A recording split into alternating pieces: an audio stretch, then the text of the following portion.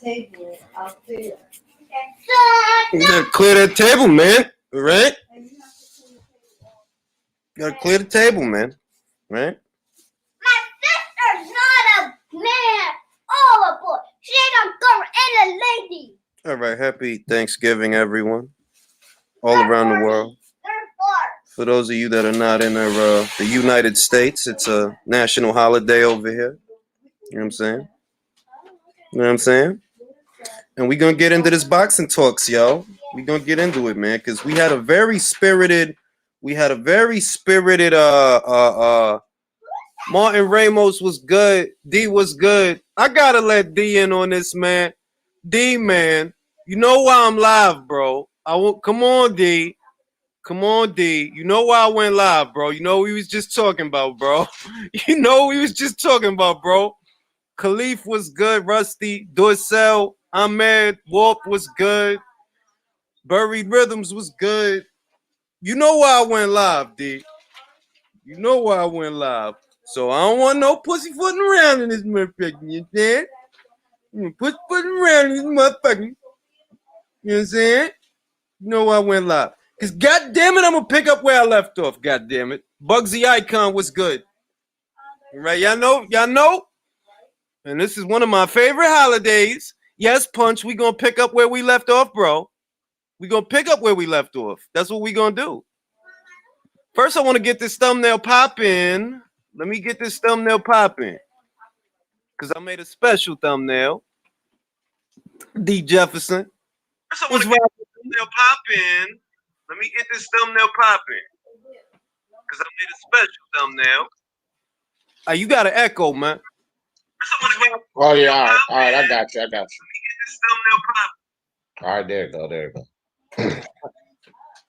All right, so we had a very spirited conversation yesterday about the negotiation situation that really is not a situation at all. You know what I'm here to talk about, man? You know what I'm here to talk about, man? Because to me it's a fascinating subject. To me it's fascinating, and as far as I'm concerned, I took the stance that my good brother in Ireland, Mark, took. Shout out to Mark. I want to let him in on this because he didn't get to say much. If you're out there, Mark, I'm looking for you. I'm coming for you. All right? All right? I'm looking for you, Mark. All right? Because I took the stance that he took, bro. That's the stance that I took. Like, yo, you don't deserve to fight. You don't deserve it. I'm sorry. You don't deserve it. That's the stance that I took. Like, yo, she don't deserve that fight, man. It's a lot of girls out there that they want that fight, and then there's Amanda. I love fucking conversations like that y'all had yesterday. I mean, if you sit back and you listen, because I listen a lot, bro. You already know, Jay. I listen a lot, and Yeah. Man, that was good shit. Like, forget about the debate. Like, just the information all of you guys was putting out. That was some good shit because I don't know as much about women's boxing. You got me into women's boxing when I subscribed to your channel. Like, that shit was great. Great live. I think it was a great live. I think that's the kind of stuff that needs to happen because my whole thing is making the conversation normal. You understand? That's whole thing. That there's good fights and there's A side and B side conversations in women's boxing the same way it is in men's. And I'm just trying to normalize the discussions and the conversations and acquaint people with the fighters and let people know what the pecking order is because at the end of the day, it's a big conversation. It's a big sport, and I can't do it all. Like I cannot do it all. I can't. It's the development we talk about. Right. Yeah. So and touche. All I will say to that is touche, because you already know where I stand and what I try to do on the men's side. So I can just say touche. Yeah, let's look at this shit reasonably, man. Yeah, like the way I look at it. And I'm waiting for Mark. I don't know where Mark is. I know they don't got Thanksgiving in Ireland, so he need to get his ass over here because I'm going to hear more from him. He get his goddamn ass over here because I wanted to hear what he because I was I was very intrigued by Mark because Mark was taking a real hardline stance. Like, yo, I don't think she deserves it. I'm waiting for him. Mark, where are you, man? Well, after the information you guys laid out, like I don't like to give an assessment until I know enough about anything. That's why I was pretty much quiet and just listening. But after the information you guys laid out, I went and looked at some things concerning it. And bro, fuck no, she don't deserve it. If you know, look, man, if you breach a contract, you already know. Like I've been flaming Wilder, and I got tired of doing that. But facts, these are the facts. You have contracts for a reason, right? If the contract doesn't work, then and you're the problem, then get the fuck on, man. Like I can't really put her in no different situation than I'm putting Wilder right now. I mean, You know, I look at the situations as almost identical, except at least in Wilder's situation, he was bringing a belt to the table, which is like, okay, well, there is an incentive. You know, you have a bargaining chip, like you do have a bargaining chip, and it's that, yo, you a world titleist, you have the last piece of the puzzle. So, you know, yeah, right. you gotta kind of respect that a little. I mean, it gives you a little bit more bargaining power than You not got bringing leverage. nothing at all. Definitely got leverage with it for sure. I'm gonna let Box watch it on his Box watch. What you think about the shit, man? We're talking about Serrano and Taylor. Yeah, that's what we talking about, dog. That's what we talking about. Well, firstly, is it Thanksgiving over there? Yeah. It's Thanksgiving over here, man, and I'm very Happy thankful that Danny Thanksgiving. Dubois. I'm very thankful. Before we get into this There you go. There you go. before we get in this meat and potatoes, I want you guys to tell me a fight in 2020 that you were thankful for, men's and women's. What's a fight in 2020 that you were thankful for? It's Okay. got to be Baranchik and what's that guy? What was that fight? Baranchik and yes. Very thankful for that fight. I tell you what, I didn't think nothing of it before the fight, but boy, after that fight, That was a good fucking fight, man. That was a good fight. What's a women's fight that you thankful for that made you smile? Tasha and oh man, in Terry. There you She go. stole my fight because that was the fight that I was thankful for. I was thankful for that fight. That was a great fight. I ain't even gonna lie. Everybody was sleeping on Tasha. Everybody was sleeping on Tasha, acting like Tasha ain't no goddamn good. And I was telling them the whole week, y'all better stop that shit. Like, stop that shit. Hey, I knew Tasha was hungry, man. I could tell. She had the bit between her teeth. She was on job. She was really hungry for that fight. That was a beautiful fucking fight. Well, here go my two fights. I'm thankful. And I don't celebrate Thanksgiving, but for all of you guys that do, I don't celebrate any holidays. But for all of you guys that do, happy holidays to you. Enjoy yourself, your family, and everything else. But Absolutely. The two fights that I'm grateful for was I do appreciate that fight you mentioned on the women's side, but I was grateful for the Katie Taylor Parsons because she handled her business. When you got this controversial fight on the first fight, you got to come back and handle your business. And she damn sure handled her business in that second fight. Right? Yes, she did. So on the women's side, I really appreciate that fight. It was fucking great. I did live commentary for it. It was awesome. I'm gonna say, men's side, somebody got two tabs open. Might be box washing. Yeah, I How don't know. do I close my other tab, man? Because what it is. All right, let me see. It's like I get to this through YouTube, so I can't close YouTube.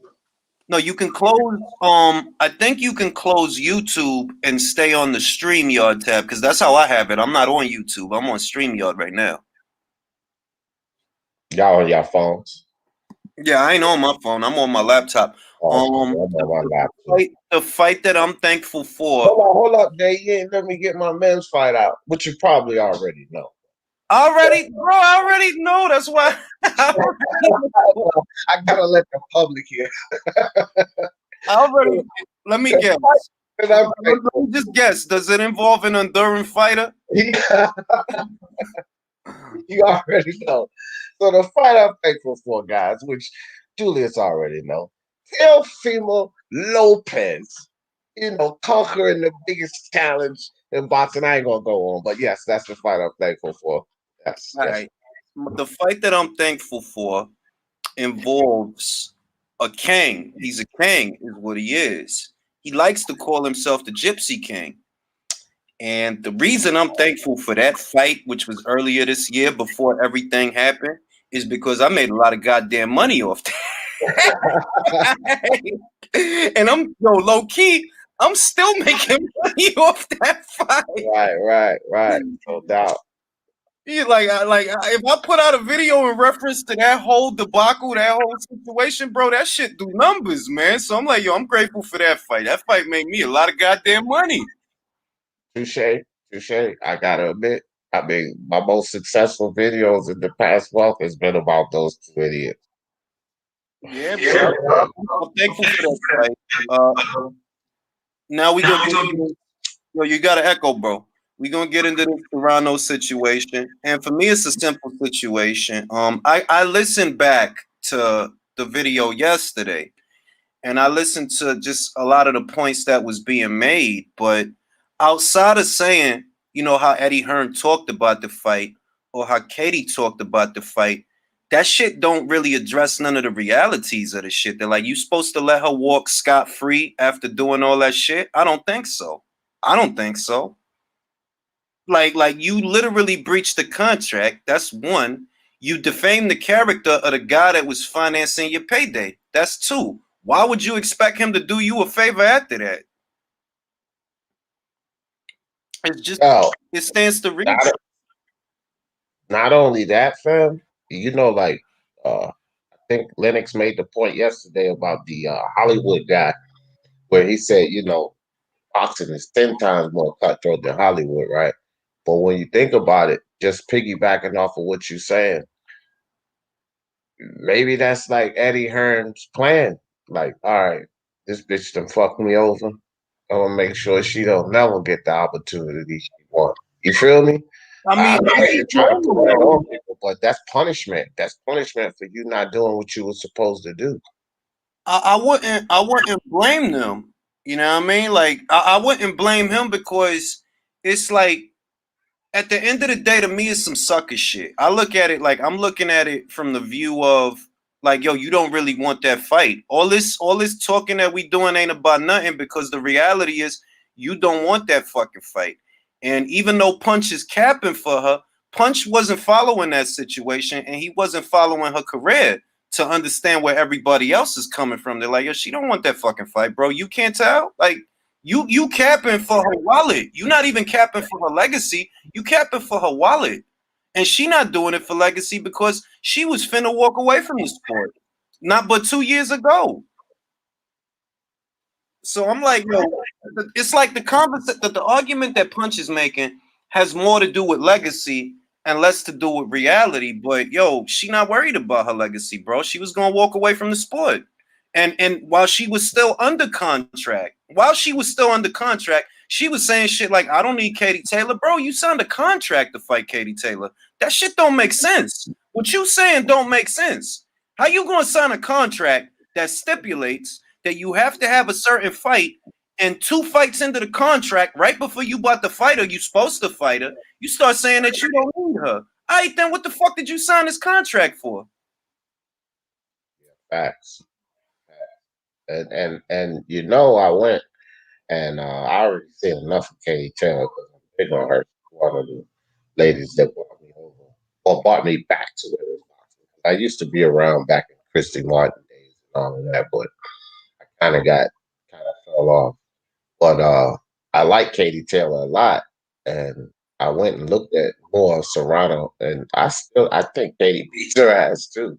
Like it's not even just to say no hate or anything about the situation, but just assess fighters. At least from what I seen, I think Katie beats her ass. Man. I think I saw see that the allure that Amanda has, which obviously has captivated Punch, is that she be knocking these girls out. That's the allure. That's what he giving her, the vote of confidence that she's exciting because she knocks girls out. But how is she exciting when you're not creating excitement? First off, if you was creating excitement, it would show up in the marquee value, your marquee value. Without Katie Taylor, people would be excited about you. The problem is they not excited about you. That's why you're not getting money. You're not creating excitement because they not watching you. All right. I saw when she went up there to 140 and fought that Argentinian girl for the WBO title. And right then and there, I knew, like, see, look at that. This girl taking your shots, and she ain't even all that good, though, when she taking your shots. A lot of these girls you knocking out is no hopers and that kind of competition. And that explains why you don't see certain things on the resume. That explains it. They're like, yo, you don't want to step up to somebody like that unless you get a deal that's too good to be true. And ain't nobody going to give that to you. Nobody going to give you a deal that's too good to be true. So if that's the determining factor, what fights you going to have, it's no wonder your resume look like that. Yeah. Yeah. Daniela Bermudez, for example, is not a 7-division champion. She's a 2-division champion. But her resume is head and shoulders above Amanda Serrano's. It's head and shoulders above it. Based on 3 fights that she had, it's head and shoulders above it. Because you won't find them kind of girls on Amanda's resume. You won't. And looking forward, I mean, all right, she trying to fight Jelena. She trying to fight Sarah. That's cool, but that's too little too late. You a day late and $1 short. You should have been trying to do that before that. So you would have had that marquee value. You trying to do it after the fact. And if I'm Eddie, I'm like, man, I'm not fucking with you. We wasted a year on you. We wasted a whole year on you. Yeah, man. I don't know, bro. I'm wondering, like, shit, can she even get past like Parsoon? I don't think. You know what I mean? I'm wondering if she can even get past Parsoon. And that's not like, again, I didn't know as much about her. I just went and watched a couple of fights because I heard, you know me, bro. I like to see what's going on in the ring. That's how I really make my biggest assessment by what they can do. And I'm not even sure if she gets past Parsoon. I mean, if you want me, like if I think about it, right?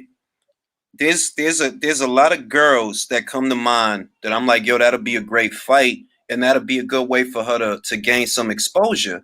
But she won't have those fights, and that's the other problem. That like you won't have those fights. So if you won't have those fights, you just want to get fast tracked to the money. That's all. And I don't feel sorry for you. Like, I don't feel sorry for you because it's other girls that got to pay their dues, that had to pay their dues in a way that, yo, you know what? You haven't. You talking about 7 divisions and all these belts. Yo, you wasn't fighting killers, man.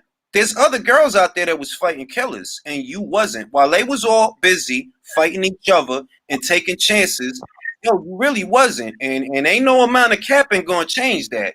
It's not. You got girls that's flying to other people's country to have fights. You got girls going into hostile territory. They taking on dangerous fighters, and you over here with Adina Kiss. Like, nah, B. That ain't rocking. That ain't rocking. Bro, Punch, you're not in a position to tell me who the killer because you can't tell me nothing about 115 or 118 or 122 or 126 or 130 or 135 or 140. You can't tell me nothing about them weight classes, bro. You high on her, I'm gonna keep it a bean because she from Bushwick and because she Puerto Rican. That's it. That's the only reason you capping. That's it. That is it. Because she from Bushwick and because she Puerto Rican. That's it. And I don't care, but I say it all the time on here. I don't see flags as far as I'm concerned. Looking at a situation, I don't know. None of that means shit to me. That don't mean shit to me at all. I don't care if you from my city. That shit don't mean nothing to me. Now, when you paying some bills in my house, then it'll mean something to me. Then I'll care. Like, oh well, Amanda Serrano pays for my cable, so yeah, she's the shit, yo. All right, or she paying my T-Mobile. Yeah. She's the shit, yo. You saying she the killer? You saying she the killer, and you don't even watch this sport, bro? Keep it a bean. Like, what's her signature? Like, this is what sparked the heated debate. That Punch don't watch her. You see what I'm like? You don't watch her. If I talk to D about Teofimo, I know that D watches Teofimo. I know that he does. But you For arguing with sure. me about somebody that you don't even watch, that you ain't been watching. You ain't get on this train until after Katie Taylor came in the mix. And you can spin it if you want, but that's the truth. Because your girl been around since 2009 and you wasn't watching her. I was. So you can't do that, bro. I was watching her. You wasn't. Shit. Yeah, yeah. That's why.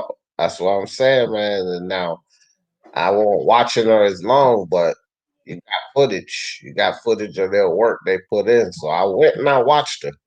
And I'm telling you, man, I seen all the girls that I think that handed to her. But forget about Taylor, because Taylor's a beast. Like it's no facade or myth built around her. She can fucking fight, man. I don't see Toronto being able to deal with that. Like that ass. I mean, I don't see like look, forget about like even beyond Katie, right? I think Michael would beat her. Low key, and I know that people gonna think I'm crazy for saying this, but I think Michaela would beat her. She's tall, she has a good jab, she could box from the outside. She don't slap with her hooks like Heather Hardy and all these other girls she been fighting. Like the girls she been fighting, you watch them and they real slappy, yo. Like they real slappy. You not fighting them girls like Daniela that they gonna stay on your ass the whole fight. They're like, and they got a chin, they could take a punch. That's not who you fighting. So I'm like, yo, forget Katie, man. Like, forget Katie. Like, I think Katie will get you. But even beyond Katie, it's girls that's not as good as Katie that I think would get you. And that's why you treating that fight like that. That's why you moving scary. That's how I see it. That of course you want an arm and a leg to take the fight because you don't think you could win. Forget about what the fans are saying. You don't think you can win. Yeah, and that's what I was saying about Wilder back in the day. Uh, well, at least his camp, maybe not Wilder, but his camp didn't think he can win. While he was trying to drive up the price, man. They know Yeah. that might be their, That's that the final final big fight. payday. Yeah, they treated that like, yo, that's the fight. Like that don't have to be the final fight. The reason you acting like that is because you don't think you could win. That's the only reason. If you felt you could win and you gonna get an amount of money that you know you can't get nowhere else, why would you be acting like that? The reason you acting like that is because you feel after that for you, it's a wrap. It's over. If I lose, where do I go from here? And the funny shit is, even if she lost that fight, look at what happened to Jessica after she lost to Katie. It wasn't over. It wasn't over for her, bro. She won 2 titles at 140 after that. She won all the belts at 147 after that. You got to defeat this mentality. That's what that is. You don't think you could win. And ain't no mind to Yo, argue it. I know punches backing her because she from Bushwick and she Puerto Rican. That's what it is. That's what it is. That's what it is, man. yo, That's, man. I played that's like this. what it is, yo. I mean, you could tell me she lost. I mean, like you could get mad punch and say stuff like that, but your girl's scared, bro. Like she's scared, and the whole world know it. D, is she scared? Hey, man, I think she don't want that flame, fam. I don't think she want that work. She don't want that work, man. She She don't don't want want that work. them Irish Teofimo, Fist of Fury, man. Right? Them Irish Teofimo Fist shoulder. of Fury. Teofimo Lopez shoulder punch. This is what you do when you want to fight. Go ahead and take them little crumbs that they giving me. You go beat that man. Then you go cash in for 10 million with Cambosis Jr. Teofimo shoulder. Exactly. Yo, I want the people in the comments. I'm gonna ask all the people in the comments a question. Is Amanda Serrano scared? Right? Yes, Punch. She's scared. Do that for me. All the people in the comments. Right? Yes, Punch. She is scared. Do that for me, people in the comments, because everybody else can see it. Like all around the world, here in America, in the UK, in Ireland, she's scared, bro. She's scared. Uh-oh. A bunch of yeses coming. Uh-oh. Look at that. She's scared, bro. We gonna do this like the cha-cha slide. This gonna be a participation dance. She's scared to death, bro. She's terrified. El pollo. She shook, bro. How you gonna go on Twitter, right, and say, yo, I'm so happy with the money and I'm so happy with everything that the zone is giving me, right? And then you gonna turn around a year later talking about, oh, the money wasn't good. Like, bro, we got receipts. We have the receipts. She's scared, yo. Scared, yo. Oh my gosh, man. This that simple, yo. Like, you backing her just on some like, oh, my next to kin type of, and like, yo, look, man, I'm from a dog eat dog world, and that's how I look at everything. Like, yo, man, you scared, yo. It's that simple, right? Like, you scared, bro. Right? Serrano, like Serrano could do her thing at 126 with them girls, man. All right, but when it come to that Taylor smoke, she don't want them problems, man. You want them problems, right? It's that simple, bro. You know, we gotta stop glorifying bullshit. Cause you glorifying bullshit.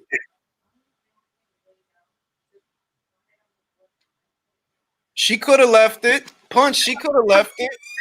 She could have left it. She could have left it. She trying to cash out, and I don't feel bad for you. Like, nah, I don't feel bad for you. You bugging out. I want to see Chantel Cameron get that fight. Shout out to Chantel Cameron, wherever you are. I want to see Chantel get that fight. I would rather. Where the fuck is Mark? Because he had a lot of shit to say. Where's Mark, man? I don't know where that dude at. He had a lot of shit to say that I was like, ooh, I like that shit. Where the fuck is Mark? But I don't want her to get that fight. Like I went from wanting to see the fight to feeling like you don't even deserve that fight. You don't deserve it, and I don't want you to get it. That went from a fight that I really wanted to see to I hope you never get that fight ever. And that's fucked up because I'm a big supporter of the sport, but that's where I'm at with it. Like, yo, you don't deserve it. You just want to waste people's time and clout chase. You don't deserve the fight. I'm looking for my guy Mark or Spark. There you go, Julius. I appreciate that. Yo, Punch, I want you to read this for me, Punch. Read that for me, Punch. Yo, where the fuck is Mark, man? Scared to death. Cash out mania, fam. Cash out mania, man. Like she trying to cash out, man. She ain't about that action, man. Unless you got losses in the double digits, she ain't about that. Now, if you got 14 losses, then she with it. But if you unbeaten Olympian, undisputed champion, 2 division champ, nah, she ain't with it, man. She ain't with it. Let me get the cash. Let me get the cash for the stash, man.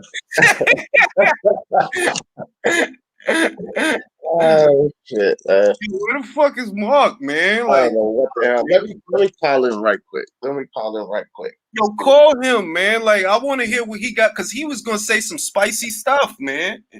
And it was a lot of passion on yesterday's live. I want to hear what Mark got to say, man. Call this dude up right quick. Hold on. He might be asleep. What time is it over there? Nah, he ain't asleep. Nah, he ain't sleep, man. Like, shit, it's prime time. It's prime time boxing talks in Ireland right now, man. Like, yeah, he got it. See if he answered the phone. I hope he not at work. It's Thanksgiving, man. Like, I hope he don't got my mans and them working on. I know it's an American holiday, but still. He ain't answering the phone though. Jambo said it's 4:42. 4:42 over there. Yeah. He should be awake. I know he ain't cooking a turkey. Nah, he ain't answering the phone. Maybe occupied with the Yo, lady. look, you picking this the other shit. You picking her to win. You picking her to win, and you can't even explain why. Like it's like, what am I doing? Like, Ah man, come on, Mark. You can't be at work. It's a pandemic, bro. Come here and talk that shit. Yeah. Where's Mark when we need him? Word, right? Like where he at? Like the fuck, man. He's gonna say some spicy shit, man. Yeah, he was getting ready to go in. He was But gonna.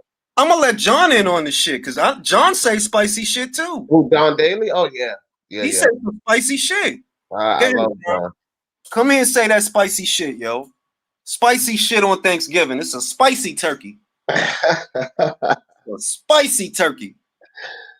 Oh shit.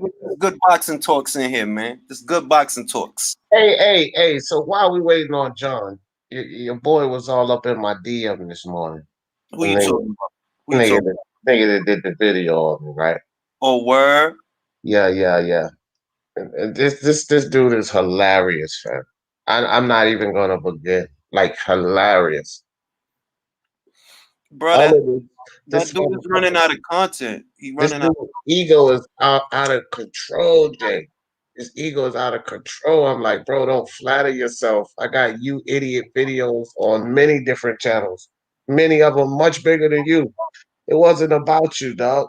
If you get mad because boxing fans, a lot of those you idiot videos I do are from requests, right? People send me DMs and shit. Hey man, this guy said this, do a you idiot video. So I'll do it. If it's idiotic, I most certainly will do it. Mm-hmm. So my thing was this, like, bro, it's not even about you. I said it's about boxing fans that led me in your direction. So if your panties is in a bunch about boxing fans thinking you said something dumb, stop saying dumb shit.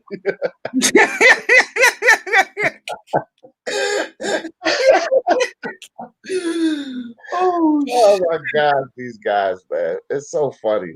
Like, bro, that shit is funny. I love this shit, Jay. You know what I mean? I love it. I love the back and forth banter. I'm not gonna do videos back and forth with you, but we can get on live and we can talk. We can go back and forth, and I love you tomorrow. You know what I mean? Nah, 'cause Shit. I really feel like that comes from. I noticed when it was happening, right?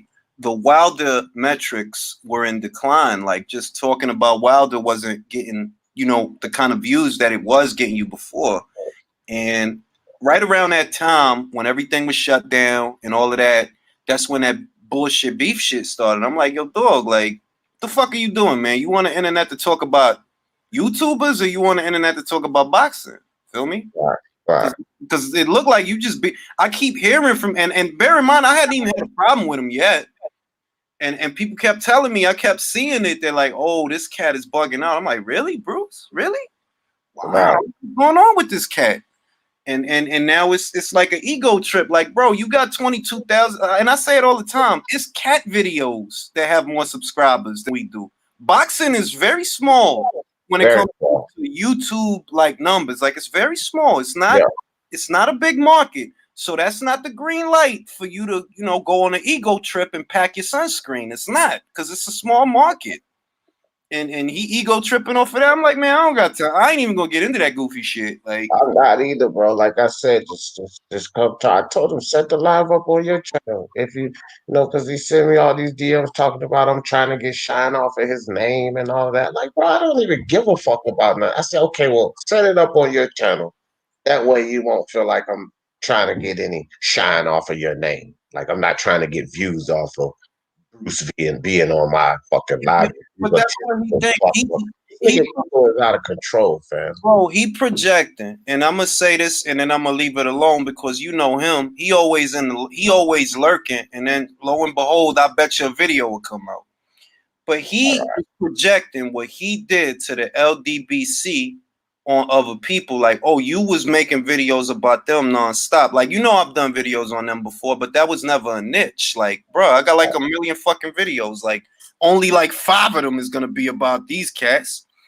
And he's projecting it like, oh, well, you clout chase them, and now you think that people are clout chasing you. And it's like, bro, like, don't flatter yourself, bro. Like, Exactly. That's what I told him. Don't flatter yourself, bro. I got over 1,000 videos, and literally two of them, have your name in it, and they both say Bruce Vane. You idiot. That's all they about, bro. Like, get the fuck out of here. You think I fucking sit here every day and plot and plan on how to say something about Bruce. I'm not even thinking about you, dude. And I don't even go to your channel unless somebody point me in the direction of some more dumb shit you done said. Like, it's just that simple. Like, what the fuck? This dude. Anyway, on to the Back to the shit. Back to the shit. John Daly, what do you make of Punch's stance on this situation? Tell me what you see. Yeah, to be honest, I listened to yesterday. Your mic is low, Your John. mic low, John. Is that any better? It sound like you in the trunk of somebody's car, John. You gotta speak up, bro. Give me one sec. Give me one sec.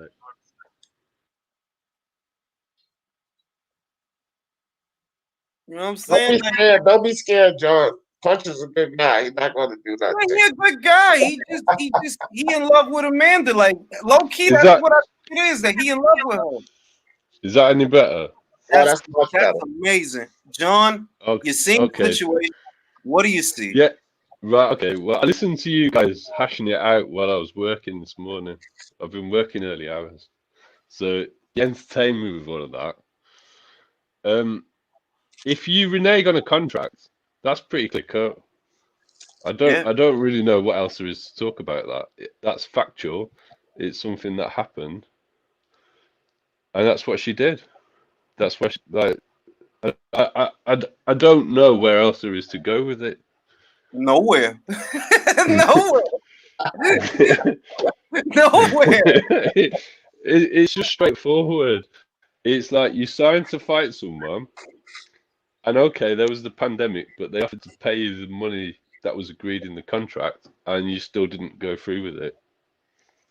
What else is there to say? Could you imagine if Anthony Joshua did that?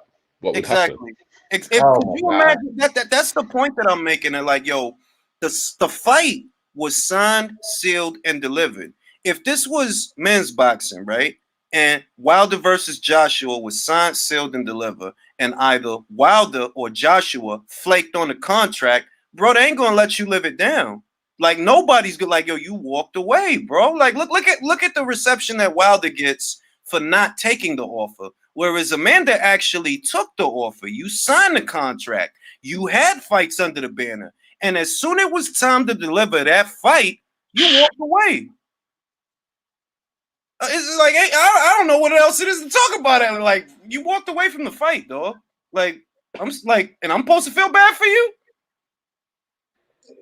Could you actually do a bigger duck? Is it possible? I don't think it is, bro. I mean, I know there's been some bad ones. I mentioned it briefly when Beats was on, when Tyson paid several millions to Lennox to not fight him. That's pretty bad.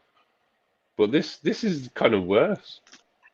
It is what. Look. He talking about the pay cut. Like, he'll say anything for that girl. He'll literally say anything for that girl. There was no pay cut. Katie Taylor took the hit for her. There was no pay cut. You gotta stop using that excuse, Punch. It wasn't no pay cut. The money that you signed on to get when you first signed on the dotted line was the money you was gonna get, and you still ain't want to fight. And they supposed to give you more money now? Because that's the thing about the pay cut as well. Eddie never said it. They were saying from their side about a pay cut, as if it was all just seemed like subterfuge to get out of the fight. Basically. And I think that's why Eddie started getting militant, because people keep putting stuff out there that isn't true to create narratives, and he's having to come back on it. Or Yo, gentlemen, what's up? That whole pay cut. What up, bro? That whole What's up, pay cut guys? narrative. The other thing about the pay cut is that it's entirely possible that they did ask. It's possible. Like, I could entertain that. Why? Because they planned on having that fight in front of people. All yeah, right. but that could go lots of ways. I could say, "Are you prepared to take a pay cut?" No. Okay. All right. You don't have to take one. Yeah, exactly. Go like that. Exactly. And it like the whole thing is that, like, yo, how you gonna pump up Teofimo, who decided to bite the bullet, but you're gonna support her because she not deciding to bite the bullet. Like the fuck, dog. Like what's the constant? That they both Hispanic. That's the constant. Like I'm like, come on, dog. Stop, cut it out, bro. I don't Mhm. play that game. When you wrong in my book, you wrong. Period. She wrong. You wrong, yo. You signed a contract and then you renege. If it's me, I'm gonna make sure that you never get that fucking fight. If I'm Eddie, that's what I would do. Like, yo, nah, I'm not wasting time on you no more. Yo, that's one thing I don't like about Eddie Hearn, man. How is he letting people fucking disgrace his name when he's like one of the most legit promoters? I mean, all promoters, you know, they like a pound, you know, no homo. I mean, they like money. Yeah, they do it for the money. But like Eddie's the only one that constantly the media talk shit about him, individuals talk shit about him. You know Like why they no, talk shit about him, Mo? You know why they talk shit about him? And it's what? the weirdest thing. They talk shit about him because he's not a scumbag.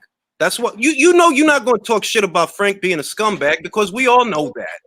No, And you're not going to talk shit about Bob being a scumbag because we all know that. But because it's also Eddie's a good it, dude, because Eddie's a good dude who paid for Terry Harper's hand surgery out of his own pocket, right? Oh, let's yeah, talk but about him. and I know he paid for Terry's surgery and that. I get that, but I mean, she's at the beginning of her career. If it's like somebody at the end of their career and then he looks after them, that's like Dave Allen's a better example. He gave Dave Allen loads of great opportunities to make money, and he's a mediocre fighter at best, you know. Sam So Egan, he's another one. Sam Egerton, I've never been a fan. I don't know how the guy fucking made it. I mean, as popular as he was, he's not even that popular. He just keeps getting opportunities. And He's I think he's an I entertaining think fighter, though. I'll give him that. I just never thought he's that talented. Go ahead. Sorry. I think yes, right. In answer to your question about why Eddie puts up with it or whatever, I think I know why. Eddie's about positivity. Like Eddie is a straight up salesman. So yeah, he's gonna maybe manipulate what he says to make a best case scenario of Yeah, what he's selling. all But that's promoters what do you that. yeah, but All, that's what you expect a salesman to do. That's fine, that's his job. And Eddie's honest enough to tell you that's his job. He'll tell you he's selling to you. But part of that ethos that he has is about being positive, not hating, not being jealous, and just giving out that positivity. So that's why he yeah, doesn't get engaged in all this negative stuff, because it's negative. When you see these other people who are hating on Eddie, it's because they're not yeah. doing as well. I mean, I that's remember. Like I Eddie's still remember when winning. Eddie Like bumped into. he's still winning. He's still making good money. Yeah, true, So true. I remember when Eddie bumped into Nesta Gibbs, and Nesta Gibbs was giving him like loads of bollocks about how they're ducking the fight or some shit like that. The Wilder and AJ fight long ago. This is like 2-3 years ago, and he put it on Nesta Gibbs like this. He said, "What's Charlo doing? Nothing. Look at Danny Jacobs. He's a world champion. He fought Golovkin. He fought this. He did this. I made him 10 million against Canelo, some shit like that," he said. And Charlo's there rejecting their zone offers. And then he stuck it on them. He said, "If you want to get paid, come to me. If you want to start talking rubbish and not get fights, stay over there." I yeah. remember. And he was keeping it positive. He just bigged himself up instead of saying to the haters that he is like, "Oh, why are you hating?" or nothing. He wasn't defensive. He went offensive. If you look at how Eddie sells, that's how he sells. He sells through Yeah. positivity. Whether it's completely true or not, it doesn't matter. That's his technique of sales, No, I want to and address. it's more effective. John. I want to address this comment, John, because basically what he's saying is unless Eddie Hearn just gives Amanda $500,000, he's not promoting women's boxing and he's not doing his job. Like that's if that like yo. Well, last time I checked, Hold on, real quick, last- John. yeah, That go on. money punch can be reappropriated to other fighters and still get the job done and still promote women's boxing and still put on great fights. It doesn't have to be Serrano that money has to go in the direction of.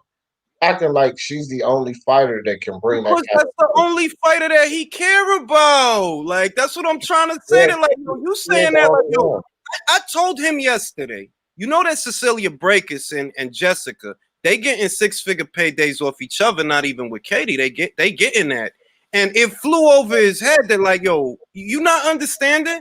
Your girl is the odd woman out. It's other women out here that's set to make this paper, and the other fighters that he's building up. They set to make Terry Harper gonna get that kind of money. You know it. She has the fans. She gonna get that kind of paper. Ellie Scottney, Shannon Courtenay, when Ebony get over there, and I'm pretty sure you're gonna give her a deal because just as an outsider looking in, I would sign Ebony Bridges to a 3-fight deal because she gonna do numbers. So it's not that well, unless Amanda gets 500,000, she like what are you talking about, dog? Who has a bigger stable of women fighters than Matchroom? But according to you, if he don't cave to Amanda, then he's not promoted. Get out of here. Get the fuck out of here with this guilt trip, There's more than that, isn't there, Julius? There's more than that. There's potential for 2 undisputed champions to fight each other on Eddie's platform. Exactly. Whether Jessica that's huge. That's fucking huge. But like if Jessica beats Cecilia again, or maybe Cecilia wins the rematch. Either way, Katie Taylor has a fight with an undisputed champion sitting right there, and ain't nobody playing with their passport. No, none of them. None of them are playing with their passport. Just Amanda. But let's get her 5.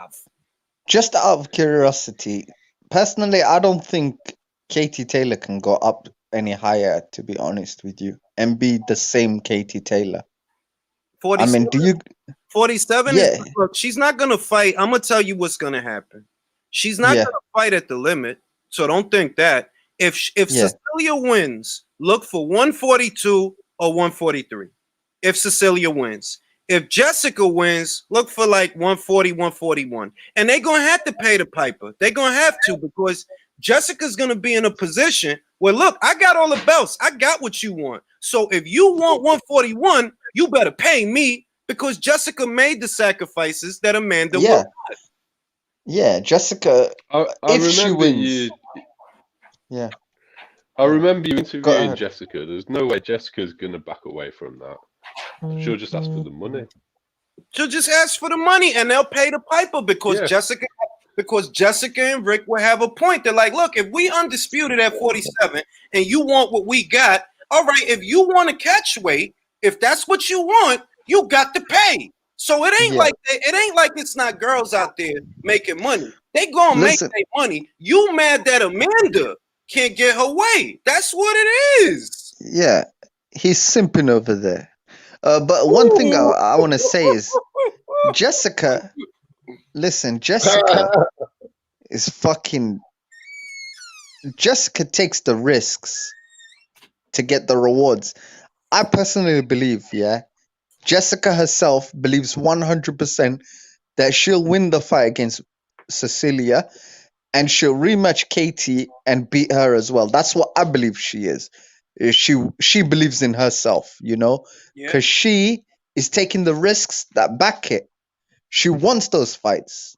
Yeah. She was talking about like after the Cecilia fight, the first fight, she was saying, "Oh, we're ready for her, even if she changes her mind." And she looked like she was going to retire, but Jessica wasn't fooled. She was like ready for it. She was like, "Oh, we knew she might not retire. Even that day, we weren't celebrating too hard or whatever." I'm just paraphrasing from the interview with her trainer. Yeah, and like, to be honest, that's what fighters do.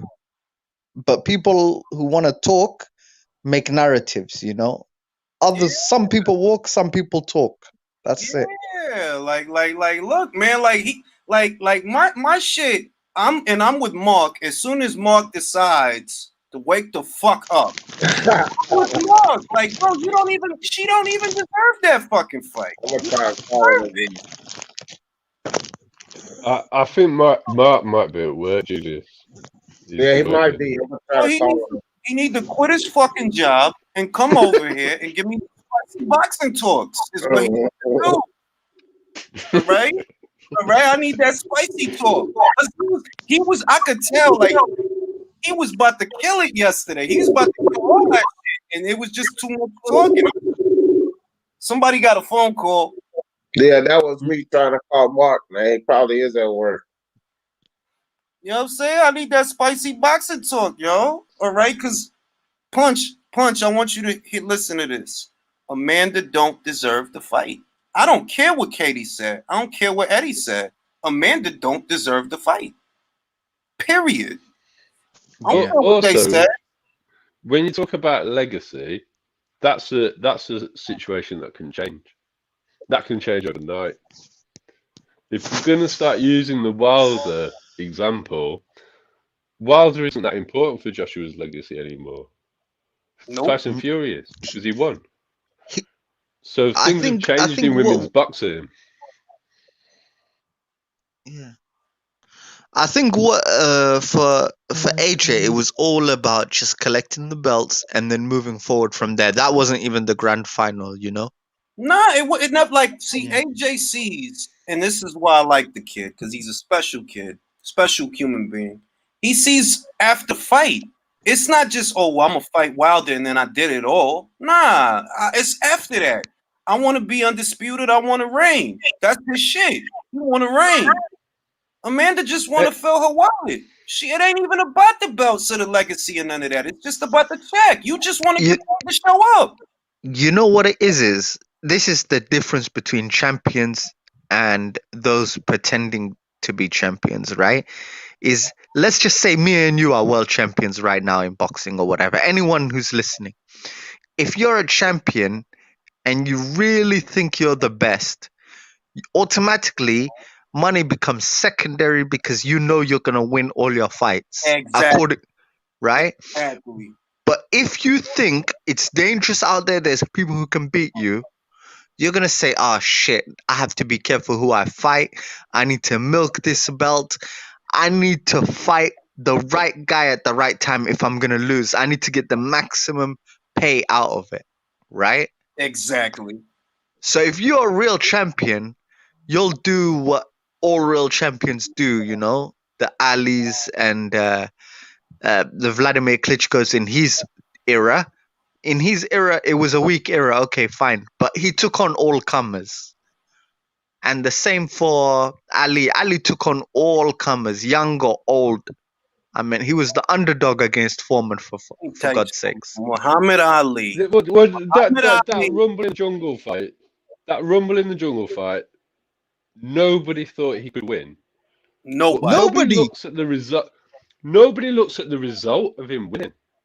How famous did that make Muhammad Ali on a global stage with no social media, no internet? Yeah. And that's what happens when you take those risks. And that's how you make the huge money. That's it, man. That's what I'm saying. Money becomes secondary. Legacy becomes everything because legacy pays for itself. And fighters like Amanda, that they more focus on the check. Like you always see like I'm gonna put it another way. It's a defeatist mentality when you start thinking that legacy and money live apart. When you focused on legacy, the money gonna come. But when you focused on money, the money not always gonna come. Because look at where you got yourself. Focusing on money. If you was focusing on the fight, maybe you win the fight. You'll never know because you never fucking had it. You was focused on the money. So here you are. Now Teofimo, he about to get all this paper. Why? Because he was focused on the fight. In the wise words of a great man from Omaha, Nebraska, right? This wise man. He's one of the smartest guys I ever heard talk. Focus on your fight for you not make it to your fight. Wise man from Omaha, Nebraska. They call him Terrence Crawford where I'm from. Focus on your fight. Bro, Focus on your fight for you not make it to your fight. I'm gonna tell you like this, and I just put it in the chat. I was responding to one of the comments. we can't say that Amanda Serrano deserve anything because look, I don't even care what angle y'all taking it from. If it come from the angle of the streets or if it come from the angle of straight business. If somebody fuck you over, man, they don't get the benefit of the doubt no more. Whether you planning on doing business with them or not, taking that risk, because I wouldn't do business with nobody to screw me over. But Hey, even if you plan on taking that risk, they don't get the benefit of doubt no more. With Serrano, the way I understand it, she fucked them on the deal. She breached the contract thing. So once she fucked them on the deal, you don't get the benefit of doubt. Period. And that's from a street angle or from a straight business angle. Either way you look at it, she don't get the benefit of doubt, fam.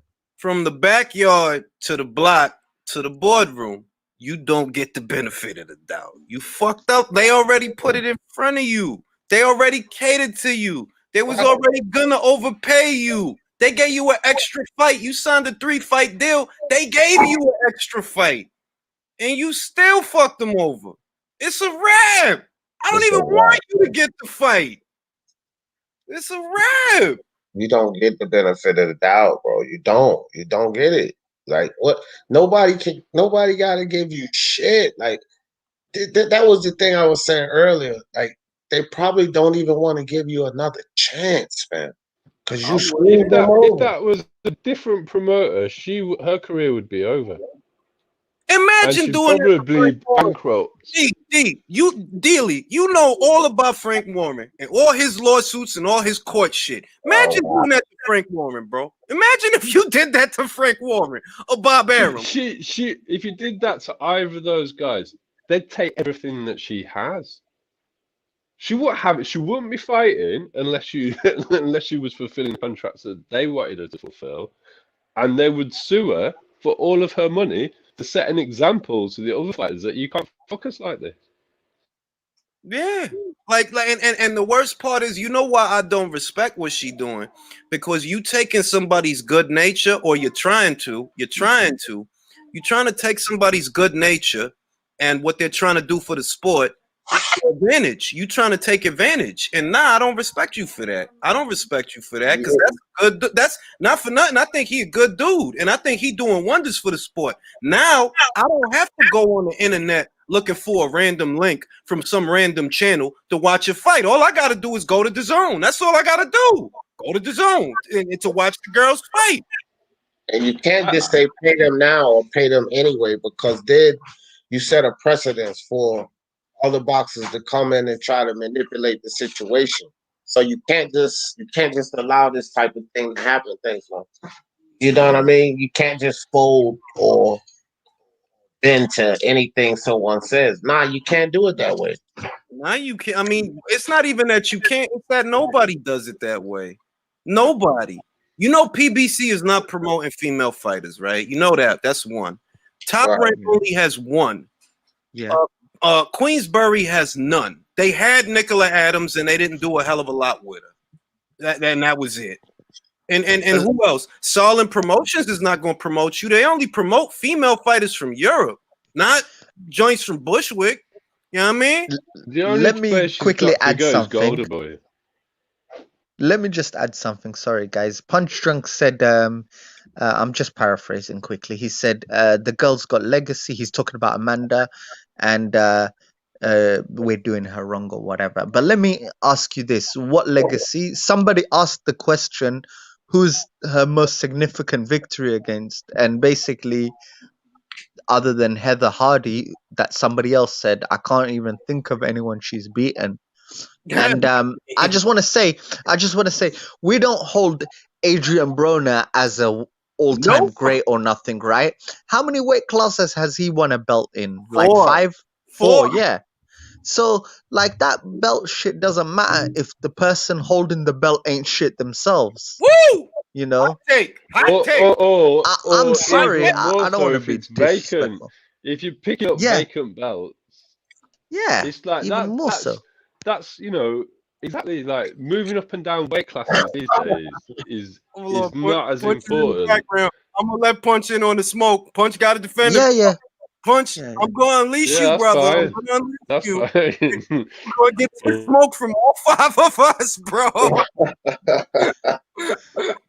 Open up the damn cage, goddamn it! Open up the damn cage. Chris Algieri, yo. Chris Algieri, out the cage. All right, open up the damn cage, damn it. Well, hold What on, up, hold on. Punch? What's good, yo? What's good, yo? What's good, yo, man? What's goody? What's good? I don't even want to eat no turkey. I don't eat nothing. Fuck Thanksgiving with my family. I'm going to spend it with y'all, motherfuckers. Cause I Shit, get my, me Okay. tight. my turkey is at the dinner table right now. Right now. And I'm Breakfast Thanksgiving. right out of that joint. Oh, is the reception good? Cause I'm like in a. Did you help with anything? No. But thank you for making it. Oh, shit. Our turkey right here. Our turkey with a O. That my wife. I did that on Twitter. I did that on Twitter. Mentira, you got your turkey as a cold cut. In the deli. Yeah, like I'm gonna say this. I'm gonna say this, and I want to start this action off to start off the first round. She don't deserve the fight.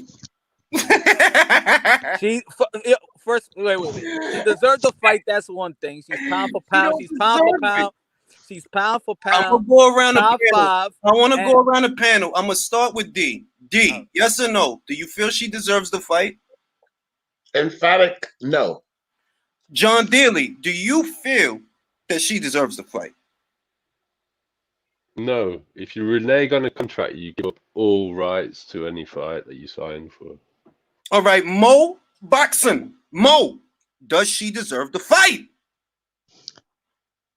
I'm gonna answer it like this, yeah. If I said to somebody, "Oh, let me borrow some money. I'm gonna make an investment with it, and then I'll give it back to you, and then blah blah blah. We both make a profit." And I ran away with their money. Should they give me a chance? Because No. didn't Eddie Hearn give her training camp money of 10K? Yep. I didn't hear Eddie Hearn get that money back, and then she's gonna ask for more money. Yeah. More And money. let me just say, I'm not answering the question, but you should know by now what I think about that. Exactly. He agrees with me. He says yes. Yeah. She deserves the fight. You're right. You got me. You understood the riddle. Yeah, I understand Punch, real good. punch, He said, yeah. punch. I'm never My lending you. brother's with me on this one. So I'm never yes, lending you money, Punch. If that's how you think. Yeah, really. don't worry. I'll pay you back I'll pay you back in a different way. Don't worry. Pause. So Yeah. I did the same thing earlier. Emma Willis all the way from the United Kingdom says Amanda is a thief. I agree. She's a thief. Because you couldn't spar during the lockdown. There was no sparring. No gyms was open. But you told this cat to wire you $10,000. And then you gonna get mad when he asks for it back, but you didn't have the fight though. So I mean, like, what, you just want him to give you money? Like, she trained. They postponed the fight in May. You a thief. She kept on training. She kept on training. That they postponed It again. cost her $10,000 to train. She says she has her own gym. What you need? No, it cost no. She for? said that it was She said it was the first time that she had to pay for a camp. It's a different when you're training. It's a different with a camp. She's a thief, yo. No, she's not. She's a ladrona. Okay. That's like when you Okay. get Punch. Can I ask Punch a question? Can I ask you a question, Punch? Hold on. That's when you give Can I ask money you a for the question? pastor for the greater good of the church. That's all. Can I Oh my ask you a God. question, Punch? So Eddie Hearn's in the charity business. He's yeah? a pastor. He's a pastor. Oh, Punch, so Punch, praise can I ask Eddie you a Hearn then question? right now. Praise him. Can I ask you a But question, there's some Punch? crooked pastors too. John I thought you were. John, Oh man. ask your question.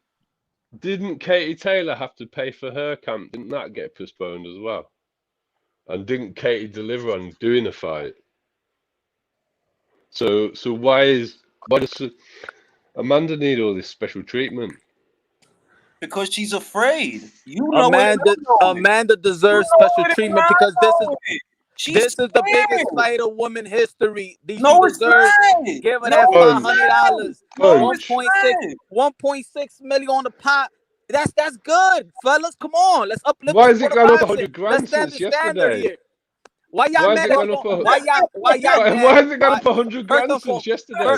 first and foremost, look, It first was and foremost. 1.5 million the pack Look, yesterday. Now 1.6. What's look, going on?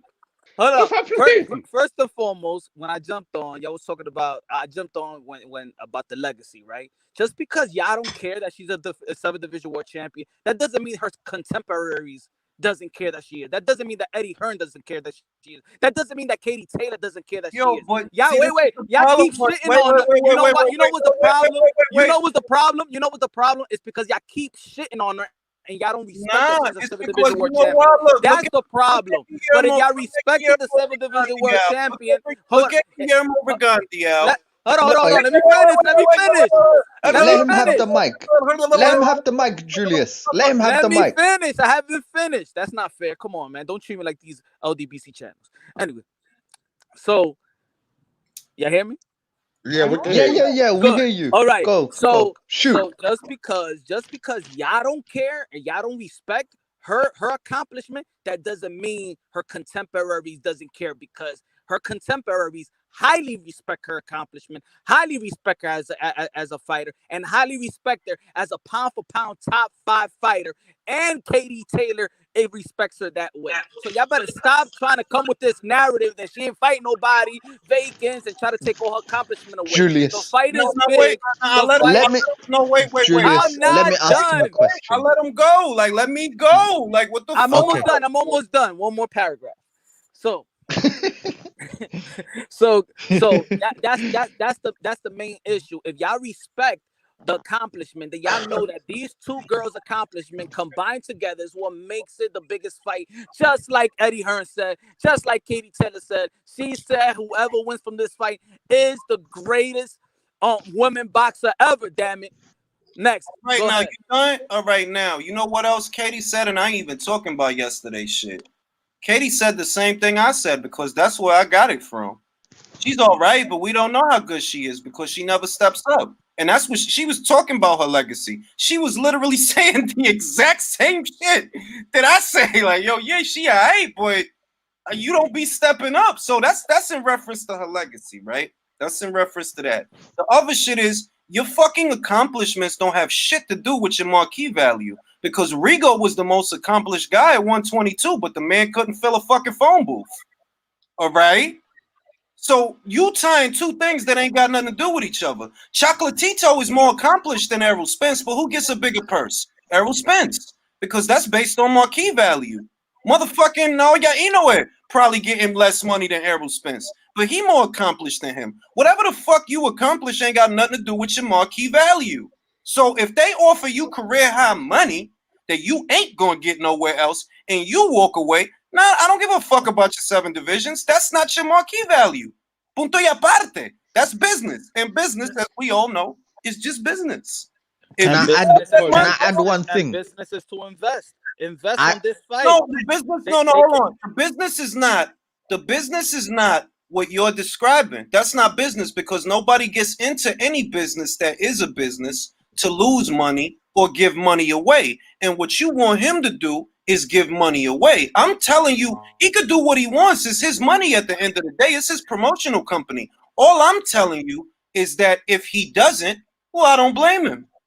They don't want to give can money. I, They don't want to give bro, money because these promoters do not know how to promote. If these bro, promoters Also, promote it like hold this, on, wait a if minute, these wait a if bro, minute, these wait bro. a minute, guys, wait if a these minute. No, if y'all if these Whoa. John, I heard all of this yesterday. This you needs telling me, addressing. you telling me that Eddie Hearn don't know how to promote? Then why is his fighter getting $1 million a fight? I said promoters. It's just not one promoter. I said But we're not talking about every promoter. I'm We're saying talking look. about I'm this saying that fight. We're I'm not saying talking about nobody my else. We're brother. I'm talking about saying this that as a whole. Yes, Eddie Hearn know how to promote Katie Taylor, but he don't know how to promote Demetrius Andre. So that doesn't mean that he's a perfect promoter.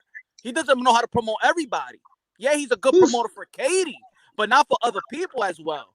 Well, who All know I'm how to saying is, promote all I'm saying is somebody? that these promoters, So let me see. these promoters are the The biggest investors. draw, the biggest draw in the heavyweight division is promoted by Eddie Hearn. The biggest draw in women's boxing, period, is promoted by Eddie Hearn. And because Amanda can't get fired, like, yeah, let's question him. Like, yo, dog, you way out of pocket. Like, I'm not questioning you out of him. I'm also pocket. questioning. You Look, out look, of Bro, pocket. bro, I'm Julius. I'm said promoters. When I say promoters, you're stuck on Eddie. Promoters Because that's the only nowadays. fucking promoter you want to pay for everything. Look, You want him hold to on. pay for everything. Hey, what I'm saying, these promoters, the two promoters that's getting that was trying to get this fight done, if they put the money up and they promote as they should, that's investing. Meaning they do their job and and they're confident about their job, they will get to see that Girl, money all right, come back. bro, They will see that money come back. Thus, the Your 500, the girl. 500,000 to Punch give drunk. Commander No, Serrano. no. I gotta let me. Guys, No, wait. Let me. I really want to say one thing. Yeah, go on, say Can it, I say just it. say one thing? Okay. Earlier, Punch Drunk said that Amanda's contemporaries respect her accomplishments and they think that their her accomplishments are legacy. I just want to know, who is it and what proof have you got of it, or is that just the statement that you made? I just want to know if it's opinion or fact. That's all. Who was the fighters that said Amanda's really one of the best of all time? Cecilia Breakers, Katie Taylor, and the woman that she's trying to fight, McCaskill, Okay. all of them. They all said that, yeah? How come just now? I don't know who's telling the truth, yeah, because I don't watch all these interviews. So let me just say I'm kind of ignorant. Follow them on Twitter. Oh, and I Clarissa will. Shields too. I will. Clarissa, I'll follow all of them, right? But actually, I don't even have Twitter, but I'll look it up, right? I was gonna say, which one is it? Because Julius said Amanda's interview, I'm sorry, Katie Taylor's interview was that she hasn't really stepped up. But you said to me, Katie Taylor herself has bigged up Amanda. Has she bigged her up a little bit and you took it further? Or is it a case of Katie really did big her up a little bit? Or is it just something that could be exaggerated or misunderstood, let's say? No, she was bigging her up when the fight was about to happen. She said that. I did a video about it stating what she said. She said that this is the biggest fight, of women boxing, and probably the biggest fight in women boxing history, and whoever wins becomes the best woman boxer today. That's what she said. Let me jump in right quick. Yeah, jump in. Go ahead. Did she say that, Julius? Yes or Yeah, no? yeah. Okay. She said that, yo. She did All right. say that. All right, check this out, Punch. So now I hear you that she said all that when the fight was about to happen. But this is what I'm not getting with your logic on this. You're saying it's up to the promoter to take the risk and make these fights. I get that logic. But if Eddie Hearn took the risk, paid her this money, signed her to a contract, you even said that Katie Taylor pumped her up to be one of the greatest fights ever. This is what you just said. So it appears to me that they had it all set up and ready to go. And then Serrano fucks them over on the fight. How is it that we even have to entertain or revisit this situation? What's stopping her doing it again, basically? Because Yo, look at the screen, man. Look at the screen, man. Well, that was after. Do it before. Do it. I mean, post what she said when the fight was going to happen. Hold on, see, you want me to do? Hold on, see, now it's what my she said when the fight was going to happen. You need to address what they said to you. My turn. My turn. I ain't get to talk. Can I talk? But let him address that. Let him address that I just asked him though, because that's like that's a really good. Marcus here. Big old Mark. That's a really good point. Like this yo, listen. Wait a minute. When Mark talks, and he says his shit, his spicy shit, nobody talks shit like the Irish. When Mark says his shit, let him talk. I don't want to hear nobody talking over him or want to interject. Let the motherfucker talk. Can I ask though? Let Punch Drunk just finish his sentence off. He's nearly done now. He's nearly done. Go ahead. Thank you, gentlemen. Thank So, you. so today, see, the part is that yeah, they just going by what Eddie Hearn and Katie Taylor saying. Y'all don't go by what Amanda Serrano's saying. She don't talk that much. They don't talk that much. Y'all only going by what Eddie Hearns is saying. What she felt like she was getting fucked over on the time schedule. There was two rescheduled times. The second time in July 4th, when the July 4th was canceled, she didn't know when she was going to fight. She didn't know. Nobody knew. And then out of Neither the did blue, Katie, bro. Neither did Kate. Like you see, this is all right. Now let me interject before I pass it off. All these cancellations that Amanda is talking about, right? Amanda and Jordan, they're talking about what COVID did to boxing. That's essentially what they're talking about. The people at Matchroom didn't know any more than Amanda knew. What they were trying to do was find a time to make the fight, and they couldn't, but they kept trying. And eventually, when they were able to do it, she waffled. that's what You I'm want saying. like you no, hold on, wait a minute. The main focus of it is when you're under contract, you are not at liberty to double book yourself, and that's what she did. That's Now, what I'm saying. Mark, I've been waiting for y'all goddamn morning. Hold on, I'm gonna let Mark go, but I want to finish it. I want to finish. If they saying, yo, you're gonna fight this month. Oh no, you're gonna fight the next month. Oh no. We Katie don't got know. the same thing. Wait, Katie got Papa. Wait, the point that you're making is but let me it finish. better. I I'm can't make not. a point if I don't finish. There is no point. There is no point if I can't finish. No, there is a point. You saying that? Go ahead. They kept no. You saying they kept canceling on Amanda as if it's one way. They were canceling on Katie too. The same stuff they telling Katie is the same stuff they saying on Let me Amanda finish. because Let they me supposed to fight finish. each other. Let me finish. So when they're saying that they don't know and Eddie Hearns, they don't know they're gonna have a fight this year because of course nobody knew what coronavirus was getting. Yet then she made a deal with the reality shit because she's thinking that she's not gonna fight. Nobody's giving her a date or nothing. So now she about to make money over here, and then they're coming with a date that she finds out in Twitter, and now she needs to cancel. Well, she needs to cancel something, and then the fight is going to cancel for the third time because they already happened 2 times. That's what I'm saying. Y'all not looking at the whole landscape. No, you're not looking at the whole landscape. No, y'all not looking at the whole landscape. Y'all want somebody else to stop her flow when nothing is certain, bro. Nothing is certain. If she would have told Eddie Hearn, listen, I see that the fights, if she would have went to him, which I know that she didn't. I know she didn't. If you wouldn't have tried to double book yourself and backdoor him because the fight got postponed, he might have let you go on that TV show. You went behind his back. Postpone to what? All right. After July 4th, after July 4th, when did they postpone the fight? Tell me a date. The first time they postponed it was, I believe, in May. Yeah. I believe in May it got postponed. Then the second postponement, I believe, was in July. Yeah. Then they tried to book the fight. I believe it was for late August or early September. No. See, that's where you're wrong. When they postponed it for the second time, Eddie Hearn gave no date. It's not the point. Nobody got a date. You're not understanding. It's not the point of giving a date. Maybe he didn't know a date to give her, but you are under contract. And when you're under contract, you're not at liberty to double book yourself. That's why she didn't get to go How on that. can you say that, brother? Why you think she didn't get to go on that show? Why you think? My man, how can you say that? You want somebody Why do you think she didn't get to go on that show? What did he send to Telemundo? He sent a cease and desist order. But cease and desist order. And who ended up standing in her place? Kenny she got the spot. Wow. Yo, that's like me telling that's like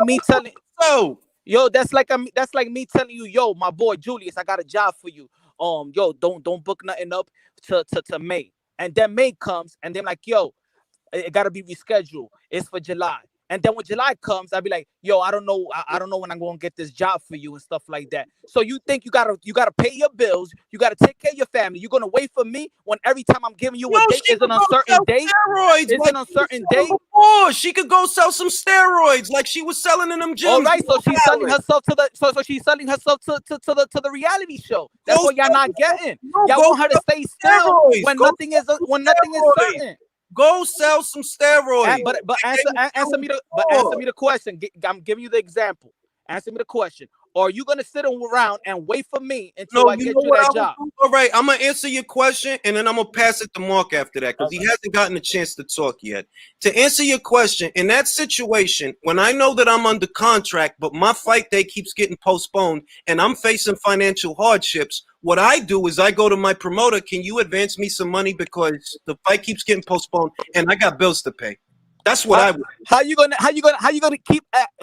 ask for advancing the money when they asking her for a pay cut? I didn't So say. they're gonna give her more money when they want a pay cut. You're not listening. I'm not asking for the 6 figures that I was gonna get.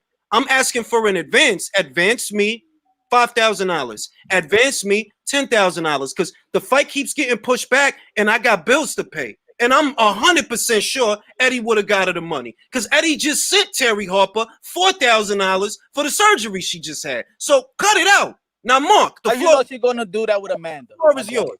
The floor is yours, Mark. No, I'll jump in when I'm needed. No, I need you now, dog. Bring that spicy shit. I mean, I haven't really been listening. It's just all I know is people get paid essentially what they draw. She's being overpaid, and Punch ain't happy with it. Yeah. Punch, when did you turn into Fanon? Honestly, that's an honest question. It's getting spicy. I don't follow Fanon, so I don't know. It's getting spicy. It's just I don't know what's Fanon all about. Let me know. Let's talk about him then. I don't know. I don't know what he does.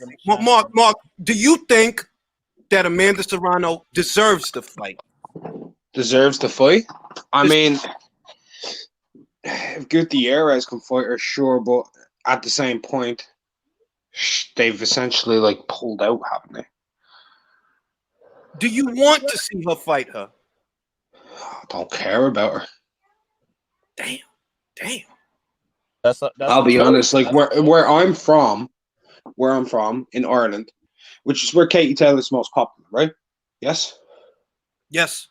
This is where she's the most popular, right? She's a national name. 250,000 people lined the street when she came home. 250,000. I was there. People. Hold on. Go ahead. Where I'm from, right? We've been talking about Katie Taylor since I was a kid, since I was like 11, 12, like as an amateur. We knew who she was in our schools. All the kids knew who she was. People know who she is. Everybody up until the age, like outside of Conor McGregor, she's the most famous name, and there's not much between them in this country. She could sell out Croke Park, whether she's fighting Amanda Serrano. If she were able to fight in Ireland, she could sell out any stadium, whether it's Amanda Serrano, whether it's any name. It doesn't matter. She could sell out an 80,000 seat stadium. People will line up to see Katie Taylor. The Sky Sports viewing figures, over 75% of them came from Ireland. I was there. I know. I'm fucking Irish. I'm from fucking Dublin, bro. Yeah. Right? As far as the Irish are concerned, we don't fucking need Amanda Serrano. For what? I'm just going to say one thing. In Ireland, where it will make zero difference if Amanda Serrano is fighting Katie Taylor or not. It really will make no difference here. It's a viewership because Katie already is at that level. Everybody in Ireland who knows who Amanda Serrano is, it's because her name was mentioned with Katie's.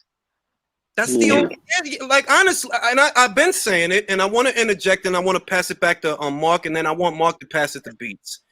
The only reason that Amanda Serrano has been put in a pole position to increase her marquee value is because Katie mentioned her. In 2018, Amanda Serrano said she's done with boxing. She said she's done.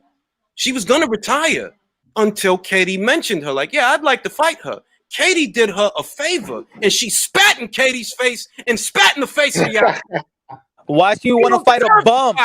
Why she want to fight a bum? Why does she want to fight a bum?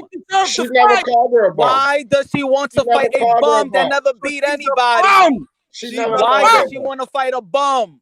Answer me that question, guys. Why does she want to fight a bum? Calm down, man. Calm down. Calm down. Calm down, Mike. Let me have I a want go somebody on to answer this. me the question. All right, Let me have a go on this. wait a minute. Let me have a Beat, go on this. go Let me ahead, speak, Beat. The please. floor is yours, Beat. Look, here's the thing, yeah, right? Regardless if people want to say that she had to dance to Katie's tune, maybe she did, but it looks like right now it could be working out for her. Now, look, she might be, the DOG's bollocks in Ireland or whatnot, but she's had a few dodgy decisions, and she could be running out of opponents at around her weight limit, unless she goes to take on McCaskill or Breakers. And to me, I think maybe Serrano's playing it just right to get the terms more suitable to what she wants. Maybe. I think like if she had just jumped in, and I'm not sure I don't think she was fully fit. That's why she didn't take it either at the time. I don't think she was fully fit. That's not because she said she couldn't get a gym or anything like that. And even now, I think she's cashing out to a degree. I don't think she wants to box. Because if she was really serious about fighting Katie Taylor, she would have probably fought to sharpen herself up. So if she's cashing out, she's probably doing the right thing. Well, I'm gonna interject, Beat, because you made a valid point. Amanda Serrano at that time, I'm not sure that she was really training for the fight. If I'm being honest, I'm not. But here's the problem: you asked Eddie Hearn for an advance. You asked Eddie Hearn for an advance of $10,000 for training expenses, right? So all you're trying to do is hemorrhage money from Eddie Hearn. That's all I see. You're just trying to hemorrhage money from that guy. And I don't respect that. Stop wasting people's time. Yeah, my wife is bothering me again. Look, my wife is bothering me. Mark, take the floor. Yeah, still. Yeah, okay. Can y'all answer what I was saying about the schedule? Can anybody answer me What's that? I didn't hear it, so say it again. So if I tell you I'm gonna hook you up with a job for May, and then May comes and be like, yo, it's postponed. I can't do it right now, but I got you in July 4. July 4 comes, and then I'm like, yo, shit came up. I got you next time, but I don't know when I'm gonna hook you up. Now, what are you gonna do now? Well, it depends. What you're saying? Oh, sorry, go on. I'll answer. It depends. Am I living in a pandemic or not? Yeah, you live in a pandemic, but there's still money out there to be made. You got to take care of your family. Okay, well, if I've got to take care of my family and there's money out there to be made and I need money, I'd probably ask the promoter if I can get like a percentage advancement of how much money I'm supposed to get. But because that depends. Am I on a contract with them? With Yes. If am I on a contract for a fight? Yep. So if that's, I'll ask for a percentage advancement. If they decline, I'll be like, well, I need to make money elsewhere. Can we negotiate for later in the? Can we have the fight later in the year so that I can get myself some money? If they say no to that, then that means that I could probably contest it in court. Yep. Or I can contest it in general. Did you forget that they asked her to take a pay cut? So that tells me, in other words, that they don't have money for me to come and ask for an investment when they just asked me to take a pay cut. Yeah, sorry, guys. I'm gonna hop off. I just wanted to say happy holidays to all you American brothers celebrating Thanksgiving. Is it? Yeah. Enjoy your holidays, and everyone else have a good day or evening. Okay. Take care, everyone. Take care, my brother. Well, I was gonna say, thank you, bro. Have a good one, man. To the pay cut. Didn't they also say that that Katie ended up taking a pay cut herself so that Amanda didn't have to? Have to what?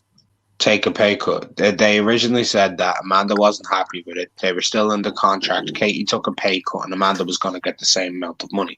That's what they say. He say, she say. Yeah, but like, what you think Amanda should get the same pay like pre-pandemic? Is that what you're saying? Of course he does.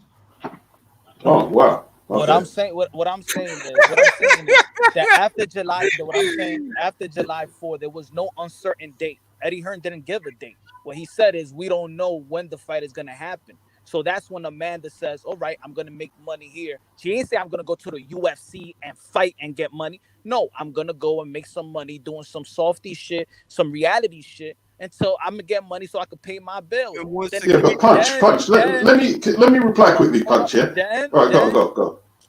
then she found out in Twitter about the postponement, about the new date. I You said, got to realize Eddie could have been more draconian though if he wanted to. He really he kind of let up yeah, on him because but you know why? You know why? no, he done that. No, he done that. Out of whether you want to say it or not, legally he could have done worse. So No, you you got know to why say Eddie's that. not No. doing it? You got to say that was out of his own decency to do that. You can't sign You contracts know and why then try and Eddie? You know why Eddie's renege not like that. doing it? You know why Eddie's not doing it? Because he knows. He knows that wasn't a good thing that was happening. I'm not Why saying isn't it's it? all Eddie. No, it's I'm not saying legal. it's It's all not. Eddie's No. fault. Punch. You got to get what you think is good or bad. It's contractual. Fuck the contractual No, shit. it's not. Can't be fuck There's no contractual. contractual. You can't go step by step. You can't go step by step contractual when there's a pandemic, like y'all saying. yes, you can. Yes, No, you cannot, man. You gotta take care of your family. Y'all want her to sit around. Y'all want her to sit around. Y'all want her to sit around, and for the third time, y'all want her to sit around. Y'all want her to sit around, and for the third time, not knowing how this pandemic is working, it's to sit on her fucking ass. No, that's Okay, no, well- no. Once again, you off base, punch. You off base, and I'm gonna tell you why. And I said this already when the shit happened. If she would have told Eddie Hearn, "Yo, look, do we have a definitive date? No. Can I participate on this reality show in the interim?" I guarantee you, he would have said, "Yeah." I guarantee it. The way you did it, you double booked yourself. While Matchroom is working on a fight date, you trying to get on a reality TV show. Those two things can't be happening at the same time. So They you can't. telling me she gotta ask permission if she's gonna get money somewhere else? So she gotta ask Yeah, permission because if she's she's under gonna do a contract. porno Yes, movie? because If you're on the contract, yeah, punch. contract. No, you don't. Not because you on a contract. Everybody make money Punch. without Come on, telling man. somebody. Punch. That's bullshit. That is Take it pure easy. bullshit. Punch. That's pure bullshit. Slow down. She signed a contract with Eddie first before the Dancing with the Stars. So her obligations first has to be tied up her business with Eddie.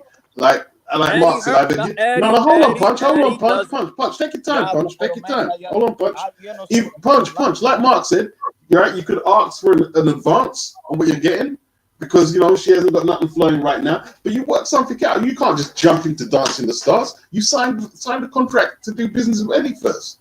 Come on, punch, man. Yo, come on, man. Hold on, guys. Now, hold on. Now, you got to let me talk, punch. I wouldn't do that on your live. All right, you got to let me talk. Now, first and foremost, it was a legally binding document, and because you already signed a legally binding document before entering into an agreement or a contract with X-Long, the reality show, when they sent that cease and desist letter, they gave you the boot and they didn't want to touch you because it's a legally binding document. And you could say all that, legally, whatever. You could dismiss it if you want. You see that she didn't get to go on the show, right? You see she didn't get to go on the show. Why do you think that is? You don't do business like that. Yeah, so he grimy too. No, wait a minute. He grimy too. Eddie grimy too.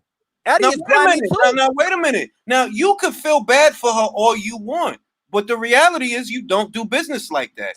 Y'all feeling sorry for Eddie. Y'all feeling sorry for Eddie. No, it's not feeling sorry for Eddie. No, look, sorry for Eddie. In all truth, right, punch, right? If she was a dude, right, she wouldn't have got as much sympathy as she did. Because Eddie's such a bad guy. Look, do to that poor girl and stuff. If that was a dude, like she might have got screwed into the ground, and rightly so. In all truth, that's where she got a sympathy from. Y'all capping right capping, bro. Y'all capping because how you gonna keep me from making money, bro? How you gonna keep me from making money when you know on a contract? All right. I'll do this. Mark, a word from our Irish correspondent, Mark. Mark in Dublin, what do you think about it? Well, I think that Amanda Serrano is an adult, right? Am I wrong? Am I wrong? Is she a child? Last I checked, she's an adult. Last I checked. Yeah, when you're an adult and you make a decision and that's legally binding, that's on you, not everybody else. You can't go around blaming the entire world because you may have made a bad decision. And I'm sorry, Punch, but if you're expecting this girl to get some type of some type of clearance that nobody else gets for way less. For way less, because if this had been like the average Joe with a job, they might have been in prison, bro. What is it about Americans that think they can screw Eddie into the ground over every transaction? What is this? What is this about America? What is this? What is this? I'm gonna tell you what it is, Beats. I'm gonna tell you what it is, Beats. And this is why I don't support her. It's because Eddie is a good person. That's why. Do you see them trying this with Frank Warren? Do you see them doing it to Bob Arum? Do you see them doing this to Al Heyman? But because Eddie's a good man, they want to take advantage of him. And that's why I don't support. Like, no, you a scumbag. No, you don't deserve it. I agree, Goose. I agree. Y'all capping. Y'all capping. Nah, you capping. You capping. I'm not capping at nothing. I'm not capping. You straight my man, Mark. I don't need a contract. I don't need a contract. If there's a pandemic, I don't know what's gonna happen next. I'm not gonna keep you from making money with your family, bro. I'm not gonna keep you from making money with your family. I don't care what you will do. I do not care. I don't give a shit. Hold on. Listen, I don't care about your moral compass. Hold on. On Thanksgiving, y'all. Hold on. Y'all wanted her to sit on her ass, knowing that there could be another postponement on the fight, but she got something that is guaranteed. When Eddie Hearn and boxing can't guarantee her the fight. So the logic in what you're saying is basically when the pandemic hit, contracts, obligations to contract. So what you're saying is basically when the pandemic hit, the fucking contract, bro. Everybody got a contract. So what you're saying is basically when the like you can't just leave this exclusively between Eddie, Amanda, and promoter Lou. So you're saying when the pandemic hit, contracts everywhere just became redundant all of a sudden in the world. Just become redundant because you can make money anywhere else and everything's uncertain. Is that what you're saying? Say it again, boss. You're saying it like okay, it can't be exclusive just to Amanda's situation with Eddie. With Katie, right? Yeah, with Eddie, right? Are you saying that contracts when the pandemic hit just became irrelevant? You don't have to oblige them and you don't have to have any kind of etiquette? No, it's not irrelevant. Well, why are you saying that, really? It's not irrelevant. Y'all talking about how fucked up that she treats Eddie, but y'all not saying that as a human, bro, he can't tell her that he can and he did. He can. Right, so you know what? It's so let's stop talking. No, wait a minute. So first, let's stop talking about women and humans. Let's talk about property. Punch, you got to let me talk. You can't sit but here. I don't finish nothing. I just talking. Bro, I didn't even get to talk yet. You can't keep saying that he can't do that. He can't do that when he did do that because he can do that. He can do that. You violated the contract, not him. All you had to do was call him. That's it. Call him. Tell him, yo, do we have a definitive time frame for this? Because I have a financial opportunity that I want to explore. And it's not a fight. It's not a combat sport. Can we?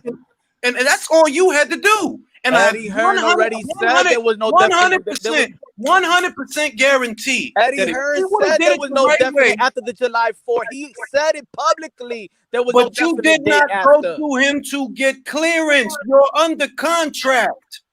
You don't understand that? Look, Punch, you don't have to respect the contract. If you want to go the rest of your life breaching contracts, by all means, go ahead and get what that gets you. But as far as Amanda, she got what that gets you. That's what that gets you. It gets you a UFC Fight Pass card. That's what it gets you. That's what it gets you. It don't get you six figures. That's what it don't get you. Plain and simple. Punto y aparte. You don't do business like that. All right, real quick. So y'all talking about property then. Y'all not talking about humans. Y'all talking about property. So don't bring in females. Don't bring in the man. You bring in property right now. All right, don't start with the Me Too movement. Shit. You shut up about it because if Povetkin would have caught coronavirus, the whole event would have been dead. I don't know what that got to do with Amanda because Povetkin ain't breached a contract. All I'm saying that there was no certainty of a fight. That's why she had to go and get that money over there. That's what I'm telling y'all. There is no certainty. There is no certainty. There is no certainty. Somebody tell me when Povetkin breached the 3-fight deal because I don't remember that happening. Y'all not understanding, bro. There is no certainty, so that's why she had to go get money somewhere else. There is no certainty. Let me ask you this, Punch. Real quick. Yo, is there certainty? Yes or no in the pandemic? Is Yeah, there any certainty in the pandemic? Punch, if that's the case, then Y'all not punch. answering the fucking question, bro. Y'all not answering the question. Yo, you know what's funny? Marcus told me. Marcus told me. Yo, you So Marcus capping. just said You about the capping. pandemic. I'm You bringing the capping. pandemic You too. capping. You capping. No, Like y'all nobody capping. fought. Y'all You capping. Y'all capping think like nobody motherfuckers fought. out here is You robots. capping. That's what You it is. capping like Y'all nobody think motherfuckers fought. out here is You robots, capping bro. like nobody Y'all fought. only go by what Everybody Eddie fought. Hearn and Katie are Everybody saying fought. because they Wait, got more Everybody people. hold fought. on. You They see, got more you people. see what That's he's why. saying though. Here's Y'all the thing. What capping. he's Y'all here's capping. what you see. What you're saying though. And Like first Nicola and Adams. foremost, and Nicola Adams. Yo, also, you called me out. You called me out saying that I'm going for Amanda Serrano because I'm Latin. But when Marcus calling Yeah. out, but when all right, but y'all going for Katie Taylor, Marcus Irish too. But Why I'm you ain't calling not. him out? Wait, no. Why you ain't Hold calling on. him out? Why you ain't not calling him out? because he hasn't said anything biased. All right, Now, what here's you the mean? thing, He though, said right? he said Nick- this. No. He said Nicola bias. What are you Adams. talking about? Let me Y'all respond to keep this. it Let me consistent. respond to this. Keep Let it me respond to consistent. this. Mark, Keep it Mark, consistent. no, wait a minute. Mark, you stand accused of Irish biases. Are you or are you not a Mick Conlon fan? I hate him. Are you or are you not a Conor McGregor fan? I hate him. What do you think about Jamie Conlon? Fuck him. What about Dennis Hogan? Fuck him. Are All you right, now biased? ask me now. Ask me now. Do No, you like hold on. No. Ask me now. Because Hold you the on, one that Paul. said that I'm going for Amanda Serrano because I'm Latin. That's exactly why you doing it. That's All exactly right, why but you you're not. doing But you're not saying that he's going for exactly Katie why Taylor you doing because it. he's Irish.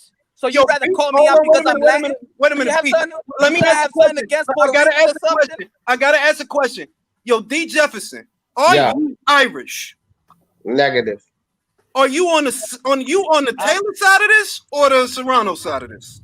Taylor all day. John Dealey, are you Irish? D just said that he don't know what was going on about this Amanda John Dealey. Serrano. That's why he said I shut said yes. John Dealey. No, I said John I Dealey. did John? research once. Don't do me like that. I did research after that, and I listened to you guys, so I got a gist of what's going on. All right, Did now you listen to Amanda? John Dealey, if you're out there in the cosmos, I'm here. I got a question. John, I'm are here. you Irish? Are you Irish? Well, I'm mixed, and I don't He's know if part Mark will Irish. allow He's me a my Brummie. Irish card. Yeah, Are I'm you, mixed. are you biased towards Irish fighters? Do you have Mick Conlon posters? No. Do you have Dennis Conlon posters? No. Do you have Dennis Hogan posters? No. Katie Taylor posters? No. I don't even like Matthew Macklin, and he's an Irish Brummie like me. All right. So I got to take it to Beats. Beats, are you Irish? Nah, man, I'm straight out of a yard man's nutsack, bro. So All right. Do you like Mick Conlon? he's okay. He's all right. Do you like Jamie Conlon? They're so. Can I ask Punch this though? All right. Right? Because so you're saying that the Dancing Stars money is definite money, but I see Nicola Adams get pulled out of there. There's a pandemic going on. There's no certain money. Like Dancing for Stars and programs like that are having to take precautions and they're having to change how they're putting out content. They can't just put out content. They have to take different cautions, probably do a bubble, do this there. So that money wasn't certain either, like what you're saying. So what you're saying, it sounds a bit shaky. Look, in hindsight, Hold on. Here's a separate example to a point that Julius has been making, right? When Eddie Hearn signed Amir Khan, he encouraged him to go on a reality TV show to raise his profile. Yes. Amanda gave Eddie the opportunity to okay this deal that she was trying to do. No, she didn't. Did she keep him in the loop? Did she give him the opportunity to say, actually, this could increase the funds for the fight because we're raising your profile on social media? Eddie's down with that sort of thing. I mean, to me, it's a simple situation. Matchroom was simultaneously, while Amanda was trying to book herself to be on that show, Matchroom was simultaneously trying to work out a venue and a fight date so that cards can still happen. That's where everybody fucked up at. But if you would have called Eddie and told him, look, I don't know when the crowds are going to come back, neither do you. but I can increase my profile and the profile of the Taylor fight if I make this appearance on Telemundo. And I'm 100% sure Eddie would have said, go ahead, do it, because we don't have a fight date right now. What you did was, while Matchroom was working to find a date and set things up, you booked yourself on something without telling them. So by the time they catch wind of it, by the time they find out, they already got everything set up for you to fight. So you fucked up. All you had to do was tell them. Look, real quick, man, because I've been trying to get this off for 20 minutes. I gotta go. Punch. Beats asked you something earlier, and I thought it was significant. And it's about, like, it's our guy Teofimo, man. Like, because it won't really be any of us out there supporting Teofimo before this Lomachenko fight. It was me and you. And I think I'm biased, and that's, I can't think of too many other people. But the thing is this. Teofimo was set to make more money before the pandemic. He understood, took less money because of the pandemic. Why and what did Serrano do to deserve more is the question that he asked. And if you just relate that to Teofimo's situation, she should definitely not be asking for more money. We can't make no sense out of that. It can't be for the sake of boxing, because if the Katie Taylor and Serrano fight don't happen, women's boxing is gonna survive. Basically. And more importantly, you can't say that I'm making a sacrifice for the sake of the sport when you're giving the sport a black eye by not fighting. To something that you agreed to. You agreed to this money. You was going to get your money. You was going to get what you agreed to. And you gave the sport a black eye by not having a fight. You're not helping the sport doing what you're doing. You're not. Some other girl is going to step up and she's going to help the sport because she's going to fight. But you're not helping the sport doing what you're doing. How is what you're doing helping the sport? In what way? Julius, appreciate you, fam. Mark, Punch, Beats. How she signed the Gotta contract go. the first time? Gotta go. tell people? At the end of the day, Amanda fucked up, bro. And I don't feel bad for her. Mark, do you feel bad for her? I don't know her. Fucking Mark, man. Exactly. If you don't know her, then he shouldn't be talking about this fight. Then you shouldn't ask him about this fight if you don't know. Oh, I know who she is as a boxer. Okay. I know who she is as a boxer. I don't know as her person. I'm sorry. What am I supposed to do? Feel sorry for every boxer who gets screwed in business? If I do that, I'm just saying you just said that you don't know her, so you shouldn't even talk about this matchup, right? That's what I'm saying. He said he don't know her. I don't know her individually. Oh, okay. But nobody knows nobody individually. They probably met each other, asked somebody's questions or something like that, right? Oh my God. Listen, bro. Let me tell you something, bro.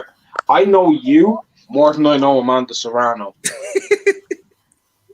And I'll be honest with you, so does the boxing world.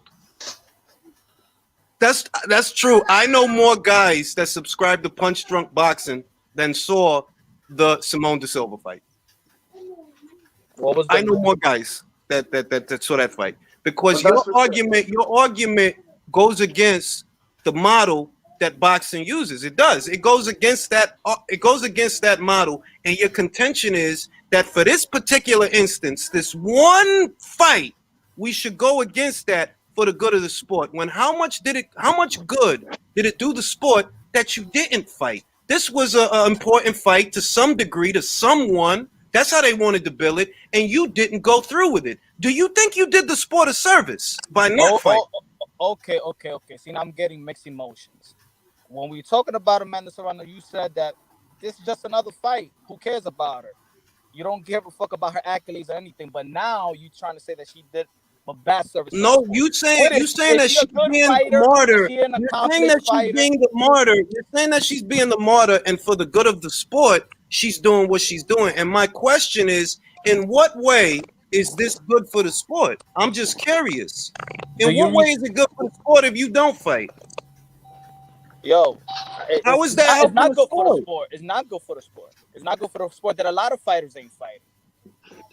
But a lot of fighters, no boxer is doing anything good for the sport. Punch, that's the thing. Do you see how easy she was to replace? It took a week.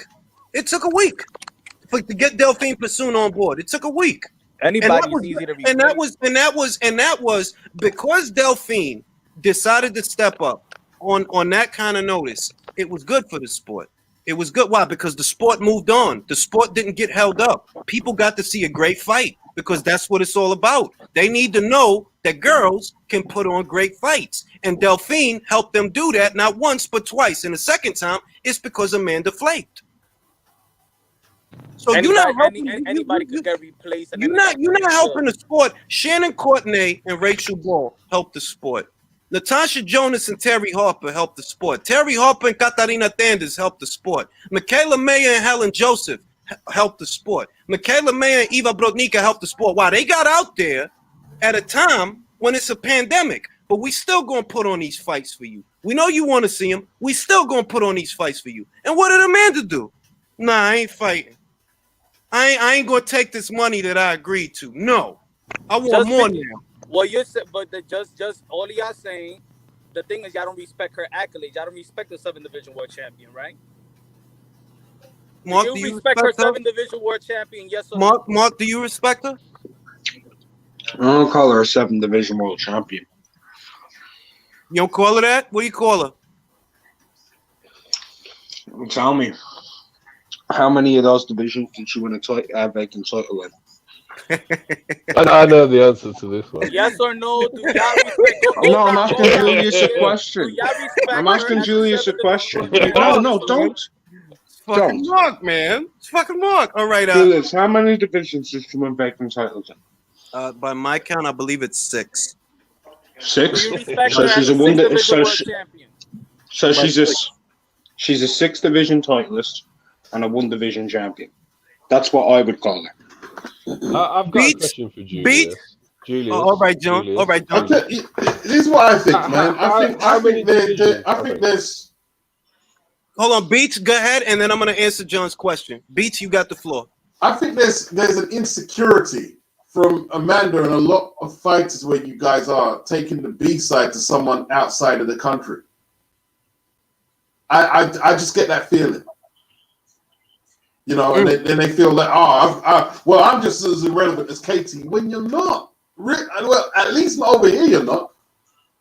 You know what I mean? Like, so no, Beats, your point is valid because over there where you guys are is where the money essentially is coming from. That's literally where the money's coming from. It's not coming from over here. It's not coming from the fight fans over here. It's in this situation, this particular situation. The money is coming from the UK and the Irish. That's those fans and their interest. The 2 million that just watched Katie Taylor versus Gutierrez, who they never even seen before. Right. They've seen her before. Exactly. And Julius, I don't think she wanted to fight over here. I don't think she wanted to travel over here to a hostile crowd in Ireland. I don't think she wanted all that.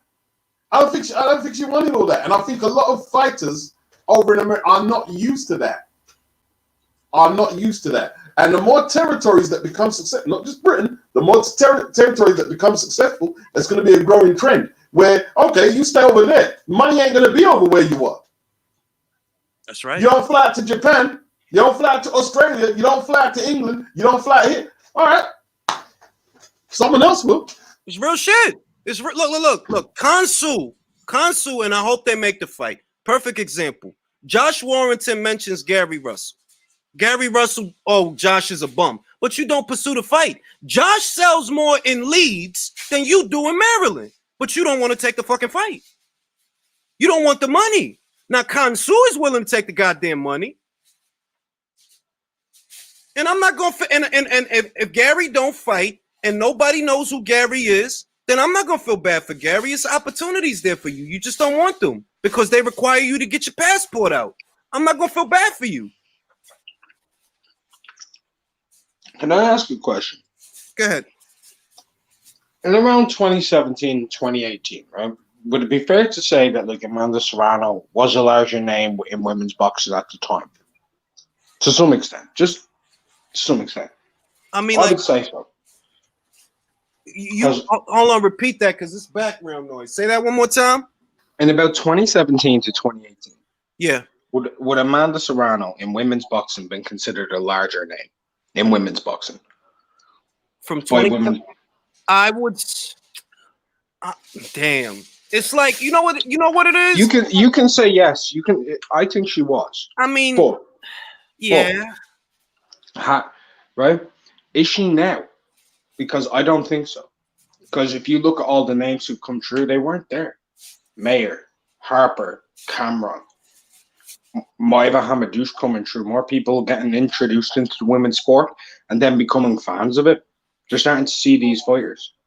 And they're starting to get, like, I'm not trying to be funny. I've watched a good bit of Amanda. I've watched a good bit of Maiva. I would way rather see Katie Taylor versus Maiva Hamadouche. The two girls who have grown, the two girls who have grown the sport in the last few years is Clarissa and Katie. They're the two. Yes. I agree with that. I agree with that. And it's really as far as growing the sport and bringing a new set of eyes to it. It really was just them two. It really was.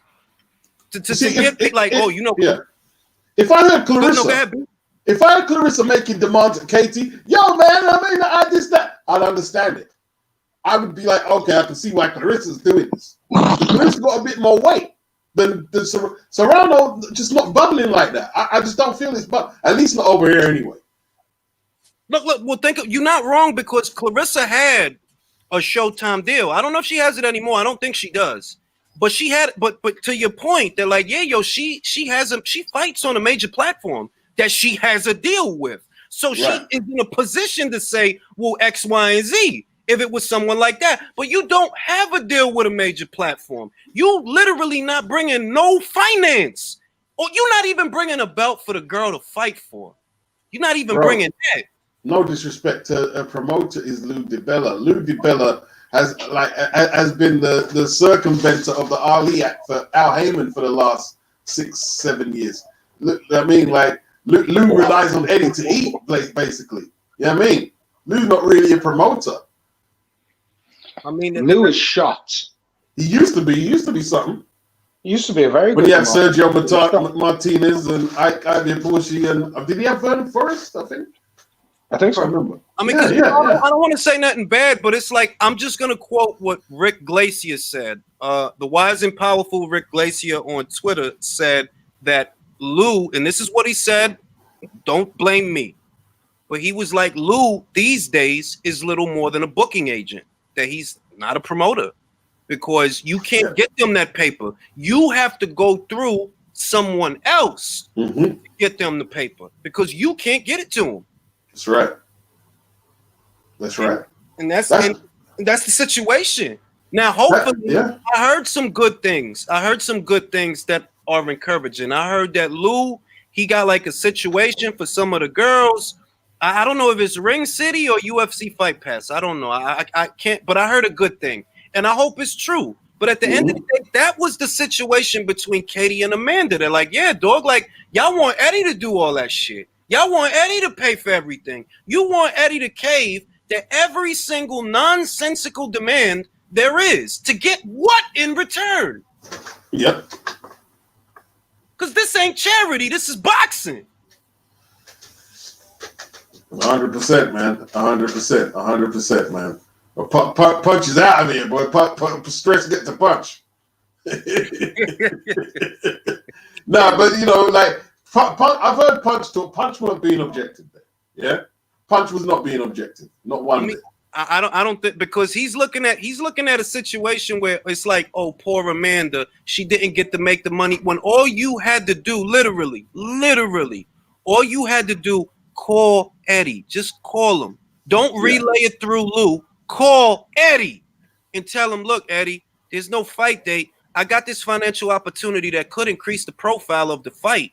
If I make this appearance and I win this reality TV show shit, that increases my profile in the Latin American community because a lot of people watch Telemundo. No, what did you do? You simultaneously tried to book yourself without their knowledge while you're under contract. They come around and tell you, yo, we got a fight date for the fight.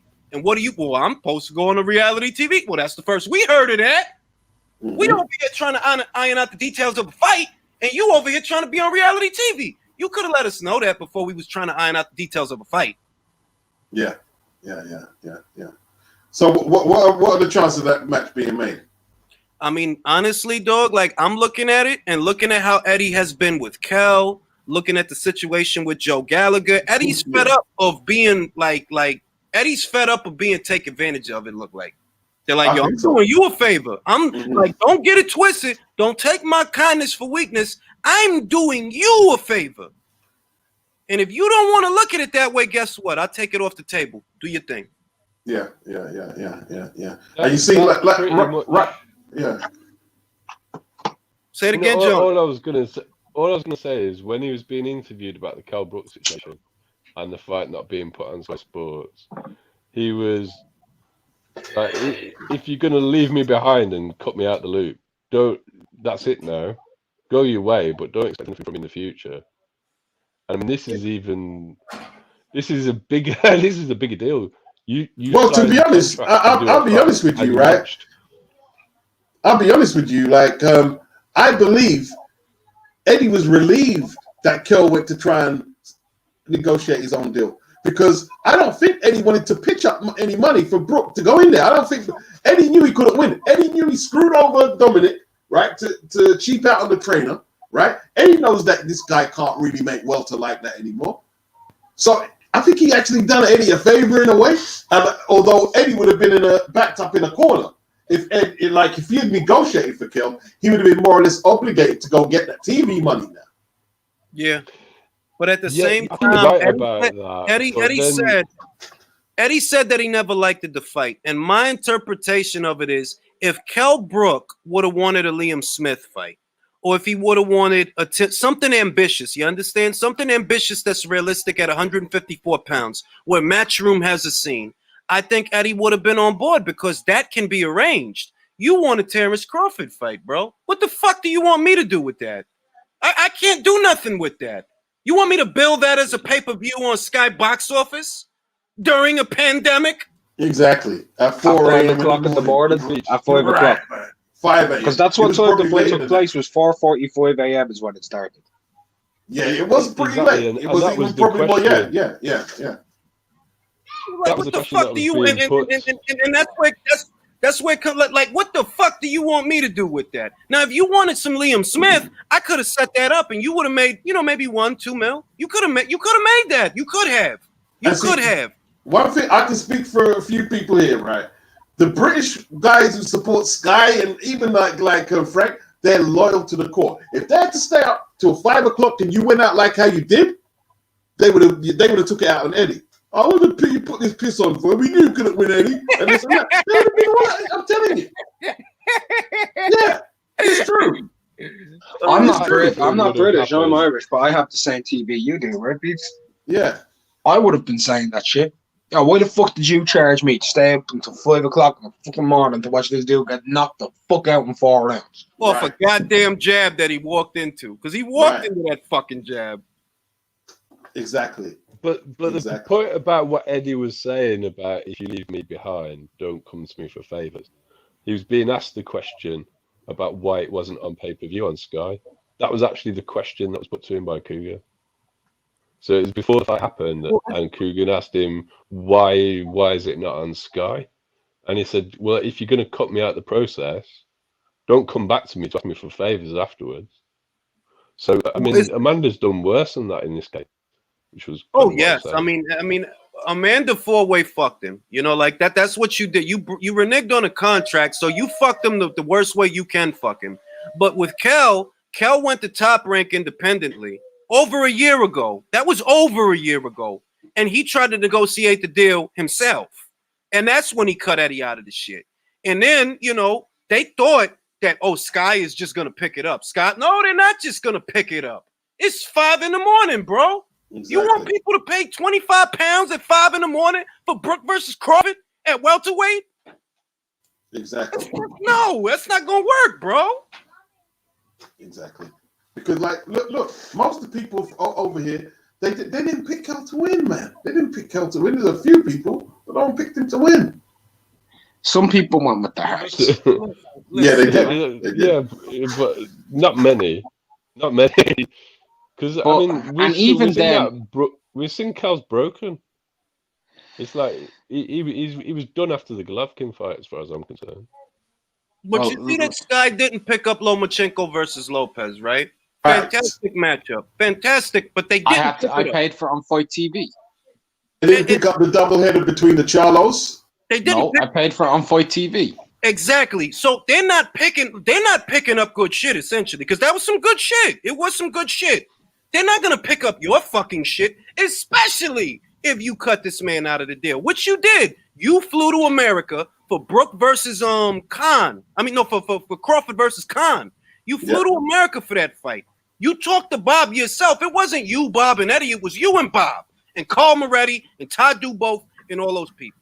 You did that on your own. You didn't include Eddie in that shit. So don't just assume that Sky is going to pick it up. You see, Eddie's not like Bob Arum.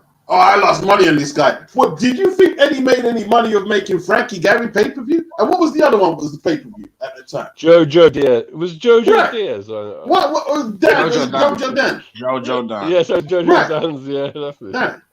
Do you think he Was made money Jojo off Dan that? on pay-per-view? It might not have been. I know Frankie Gavin was Kevin Bizier. Was it Frankie Bizier? Gavin was definitely pay-per-view. I can't remember, but Eddie was being asked. I can't remember the other two. I know Gavin was because There was a couple Eddie of them took that a wasn't massive taken. loss. Yeah. In the same interview, Eddie was talking about taking a bath on those fights for Cal, and then being called disloyal. Yeah. Like, You know what I mean? look, Eddie took a bath on another fight, right? Like, and he knew he was going to, and he only did this because the fighter really wanted to fight there. Tony Bellew versus Alunga Makabu. He lost money for booking out Goodison. Yeah. Because Tony only put about 20. Was it about 20,000 in there? Well, And I think that he football's probably crazy. lost money on Brooks' last 3 fights. You can't tell me you killed him with Rabchenko, Zarafa, and Mark DeLuca. Yeah. What did Brook get paid to fight those fucking guys, man? What did he get 7 paid? figures.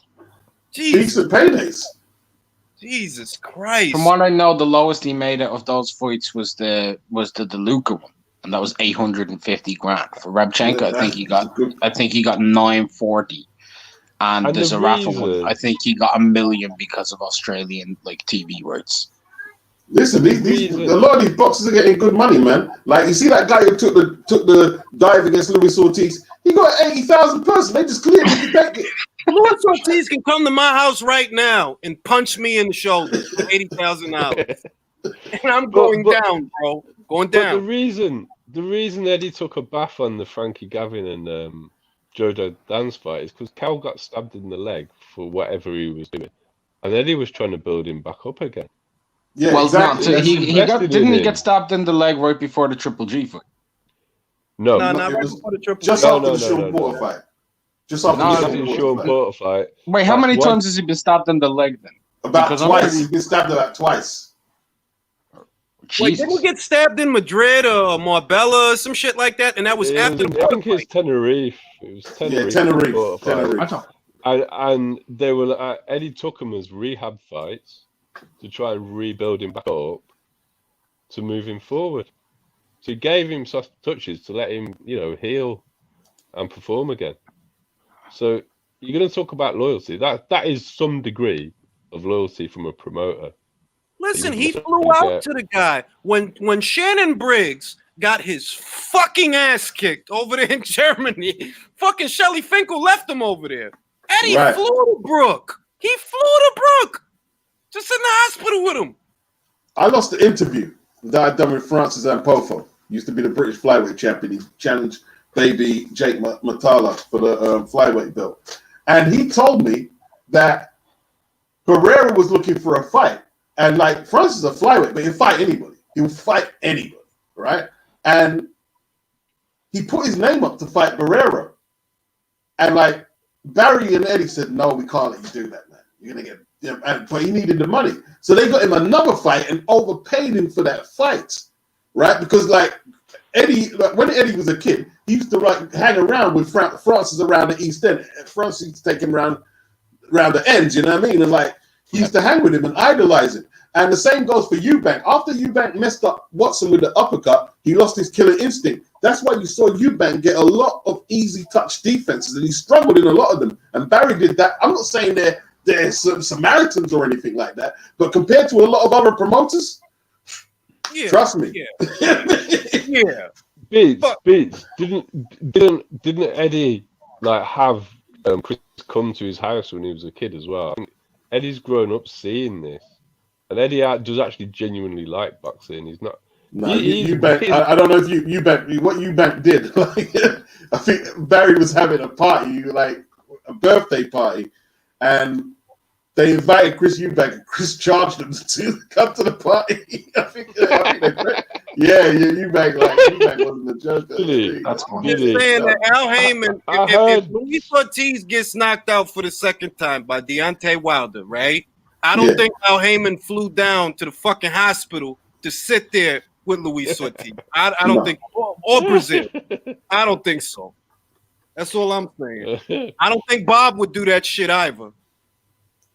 Wow, man.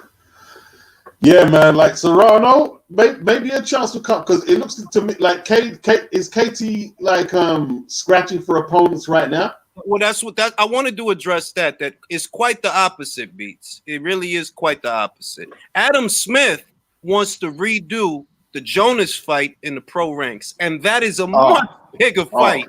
Yeah, that's huge. A much bigger fight huge than Amanda Serrano, bro. Like, are you kidding me? And you think Natasha would turn it down? No, dog. No. So spare me man. Fuck out. You don't want the fight.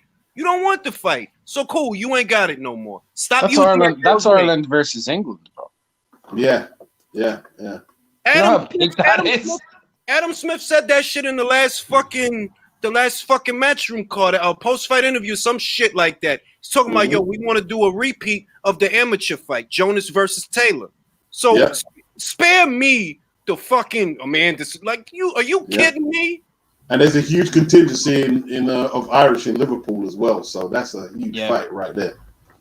It's a big fight, man. And like, especially like, I know most of the US audience won't know that what's going on, but there was a friendly played between England and Ireland recently. And the Irish coach is being investigated right now for playing stuff from like the 1916 and Bloody Sunday as a way to amp up the players. So relating to like the war between England and Ireland, that shit's still very relevant. It's still very prevalent today. Like the power and stuff. The power of it. So England and Ireland, there's emotions. There's big, like, mostly from Ireland. Listen, man, if she's going to Tasha, I'm going England, right? Anybody fucks with Tasha, good people, right? And fuck it. Don't say that, Julius. If you've got an Irish sub base, mate, and you're like, fuck this shit, I'm rocking with England over Ireland, you're gonna lose that fucking Irish sub base. I'm just fucking but look, man, I got a lot of. I did the demographic shit. Lots of good people in England watched the relay, and lots of good people in Ireland, like damn near 10,000.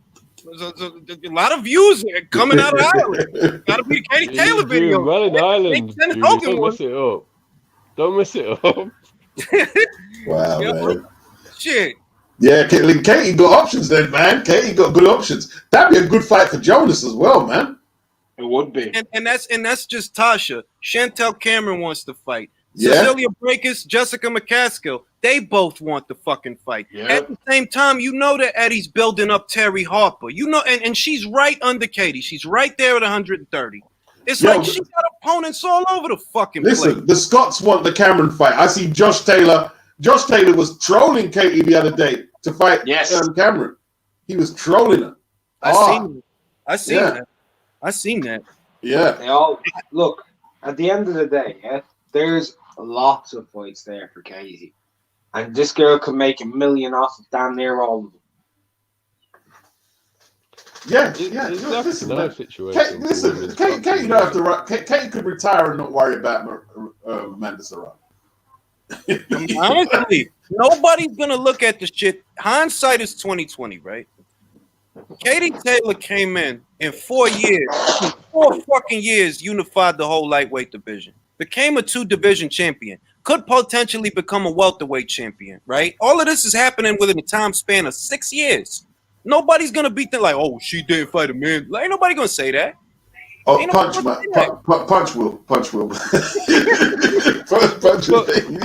was actually the question that I wanted to ask you guys. It's like, what's more important, being a multi-weight champion or being undisputed? It's Because about for who me, you it's fight, undisputed bro. by It's a about country who you. mile. It's But to about be who you fight. undisputed, Julius, you've got to. But to be undisputed, you've got to fight over champions. You might pick up some vacant belts, Well, but it's it's a bit hard of a in the four loaded one belt because era. back in the day they did both. You know what I mean, multiple weight and Yeah, undisputed, look, but because the look. belts are splintered like they're splintered, can't really do it like that, can you? But let's be honest. Back in the day, Ricky Burns isn't a free weight world champion, is he? No, come on. You didn't, oh, fuck. You didn't have to fucking do You that. didn't need to do that, man. That was harsh. That You was could have said Terry That's Flanagan. exactly what I'm saying. We've got this proliferation of multi-weight world champions because there's so many belts that you can do it. Back in the day, it was a massive achievement. It's just so different. But you look at why it was a massive achievement, right? Think about Roberto Duran. Kicks all the ass that you can kick at 135, right? Eventually ends up in the welterweight division. Who does he fight? Is he fighting the Ricky Burnses of the world? You understand? Is he fighting like those kind Ray Leonard. Ray Leonard, bro. That's why it was like, goddamn. Mm-hmm. You know what I mean? It's who you fight. Yeah, but the point is, back in the day, the champion was nearly always undisputed champion because there was like two belts. So it becomes a totally different. But the champion also totally built a different hell of thing. a resume to become the champion anyway, because Yeah. you know the But number it- 3, because number no 4, and belts. 5 in a division. But that was your but that's that was your one title today. Well, you can't. That's You 'cause couldn't there's no Broner. belts. You couldn't Broner the shit before. You couldn't. You couldn't. You have to fight. Yeah. Whereas But now to you get can your Broner. shot, when there's one belt to get your shot, you have to put the work if you don't get the shot. See, like somebody speaking about Aguero the other day. I was like, oh my! Like I said, do you not Ruben over the Barbers had 74 KO knockouts to his? He's one of the hardest punching bantamweights in history, or the hardest punch, and he knocked him out for the title. And don't get me wrong, Aguero lost early in his career as well, but that didn't matter back then. It's how you came back and what kind of you came back and you built up a run. You know what I mean? Like he knocked out Boza Edwards, that ain't knocked out Ray Mancini at lightweight. Look at the two fights he gave prior. He knocked out Bill Costello at 140, a former WBC 140-pound champion.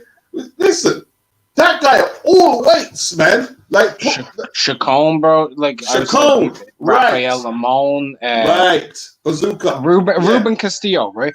He beat Ruben Castillo. Castillo. I think he stopped him in the 11th round, took his own, right? Then a couple fights later, Ruben Castillo fought who? Salvador Sanchez. And took him the distance. He lost 9-6, but gave Salvador Sanchez a really hard fucking fight. Mm-hmm. That's right. That's what I like. Listen, he was undisputed at bantamweight, I believe. Maybe after that he wasn't too much undisputed, but he was a multiple weight champion, but fought tough competition. He didn't need to fight Aaron Pryor. Are you crazy? He didn't need to do that. And I'm not trying to discredit Aaron here, but he was coming towards the end there, Arguello. Yeah. And that's just being honest. And he wasn't in his best way. He was much better. For me, 130 is his prime. He was a Hall of Famer already. When he fought Pryor, before he fought Pryor the two fights, he was a Hall of Famer already. He was. And I give Aaron Pryor all the credit in the world. All the credit in the world for winning that. All of it. Well, he cheated in one of the fights, but I still give him all the credit because, look, mate, everybody knows this. I don't care about steroids in boxing. Never have. If a man wants to punch a man's head into outer space, I say let him. I'll pay big money for it. Boxing was way better when they were all on steroids and they weren't getting caught. It was. Yo, Joe made a valid point too. To your point about Josh Taylor, most people don't realize how many times Katie beat Chantel in the she beat her a lot, dog. Like a lot. But okay. She beat her. No, for real. Like her amateur record is available on BoxRec, and by my count, it has to be like 5 times. Well, Katie beat Cameron 5 times. About like she. Wow. How old is Chantel though? That's the thing. She was young. That's the thing. And that thing does change over time. There was girls that Katie, by 2012, hadn't lost to, and by 2016 had lost to them once or twice. Katie's still a better boxer than her. She's still a better boxer. Cameron's stronger than her, though. She is stronger. She is strong, but like Katie won't worry about it. She'll outbox her. She'll outbox her. Katie will outbox her. Is she stronger than Pursuing? Because like Katie Yes, showing she can yes, do that sort of yes. thing. She is. Different type of strength. Let me tell you. Okay. Let me tell you something about Okay. Chantel Cameron, all right? And I hope she's listening because she knows that I'm a big fucking fan, all right? That fucking girl hits hard, all right? Harder than Delphine Pursuing. Harder than Delphine Pursuing.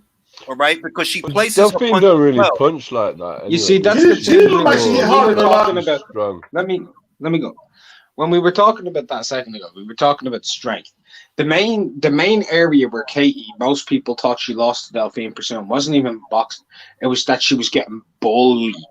She was getting ragdolled. Yeah, she was getting pushed around. She But was. that's what I meant by strength, because I don't think Pursuing hits hard because of the way she throws her punches. But she's physically strong. Physically, strength-wise, like to bully somebody, I would say she's a bit stronger than Chantel. Chantel's much more refined than that, but Chantel's punch power is higher than Delphine's. That, Way yeah, higher. yeah. But Cameron didn't look like she hit that hard to me against bra malfunction. She didn't look like she hit that hard. I'm gonna tell you what fight you gotta watch for you to know she hits hard. Watch the fight with the Brazilian girl Vivian Obernoff. That'll tell you she hits fucking hard, man. Okay. She can hit. She can hit. And I think she's a way big, like, not for nothing. I think that's what she has on Katie. That she hit fucking hard. Katie's good. She got power, but it's accumulative. You know, it's like she's gotta hit you a lot to hurt you. Chantel might hit you one time and hurt you. She could, yeah, real shit. And she's a body puncher, which I love. She's a body puncher. She goes to the body. Gotta love that. Chantel Cameron, goddammit. Who trains Cameron? Is it the MTK boy? What's his name? It's who fought Jamie back Moore. then? Jamie Moore. Jamie Moore, yeah. Jamie Moore. Yeah, he looks like he's done a decent job with it. Looks like he's done a decent job. Shane did it. I mean, like Shane McGuigan, when she was with Shane, she looked all right under Shane too, but she still looks good against Jamie. So it's just all Chantel, man, all fucking day, man. Chantel Cameron. That body punching is interesting as well, because amateurs don't really score it, do they? Nope. So if Katie's style is more suited to winning in the amateur than someone who's a heavy body puncher. So that could be quite a big difference, particularly over 10 rounds. Yeah, but she probably won a big body puncher in the amateurs because there's no point really banging to the body in the amateurs. I think Natasha stands a better chance in the pro ranks because of that reason. I think Natasha stands because Natasha is heavy-handed than a motherfucker.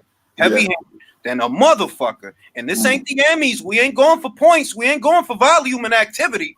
She hit some shit. I gained a lot of respect and love for Natasha Jonas after the Harper fight, man. Me personally.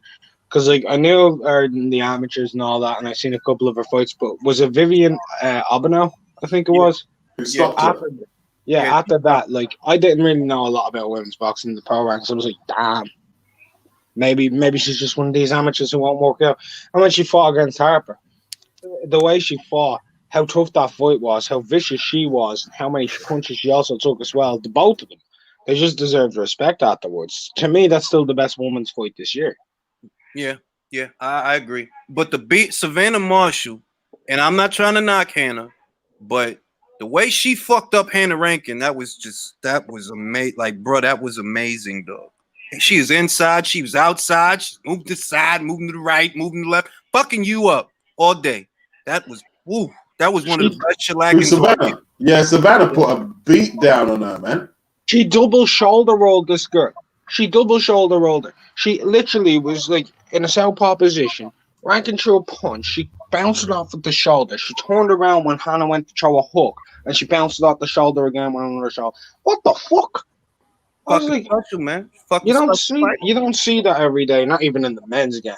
Maybe that's just a discrepancy in skill between her and her opponent that she was able to do that. You know, like if you have Lionel Messi playing me on a 5-a-side pitch, he's gonna nutmeg me about 42 times.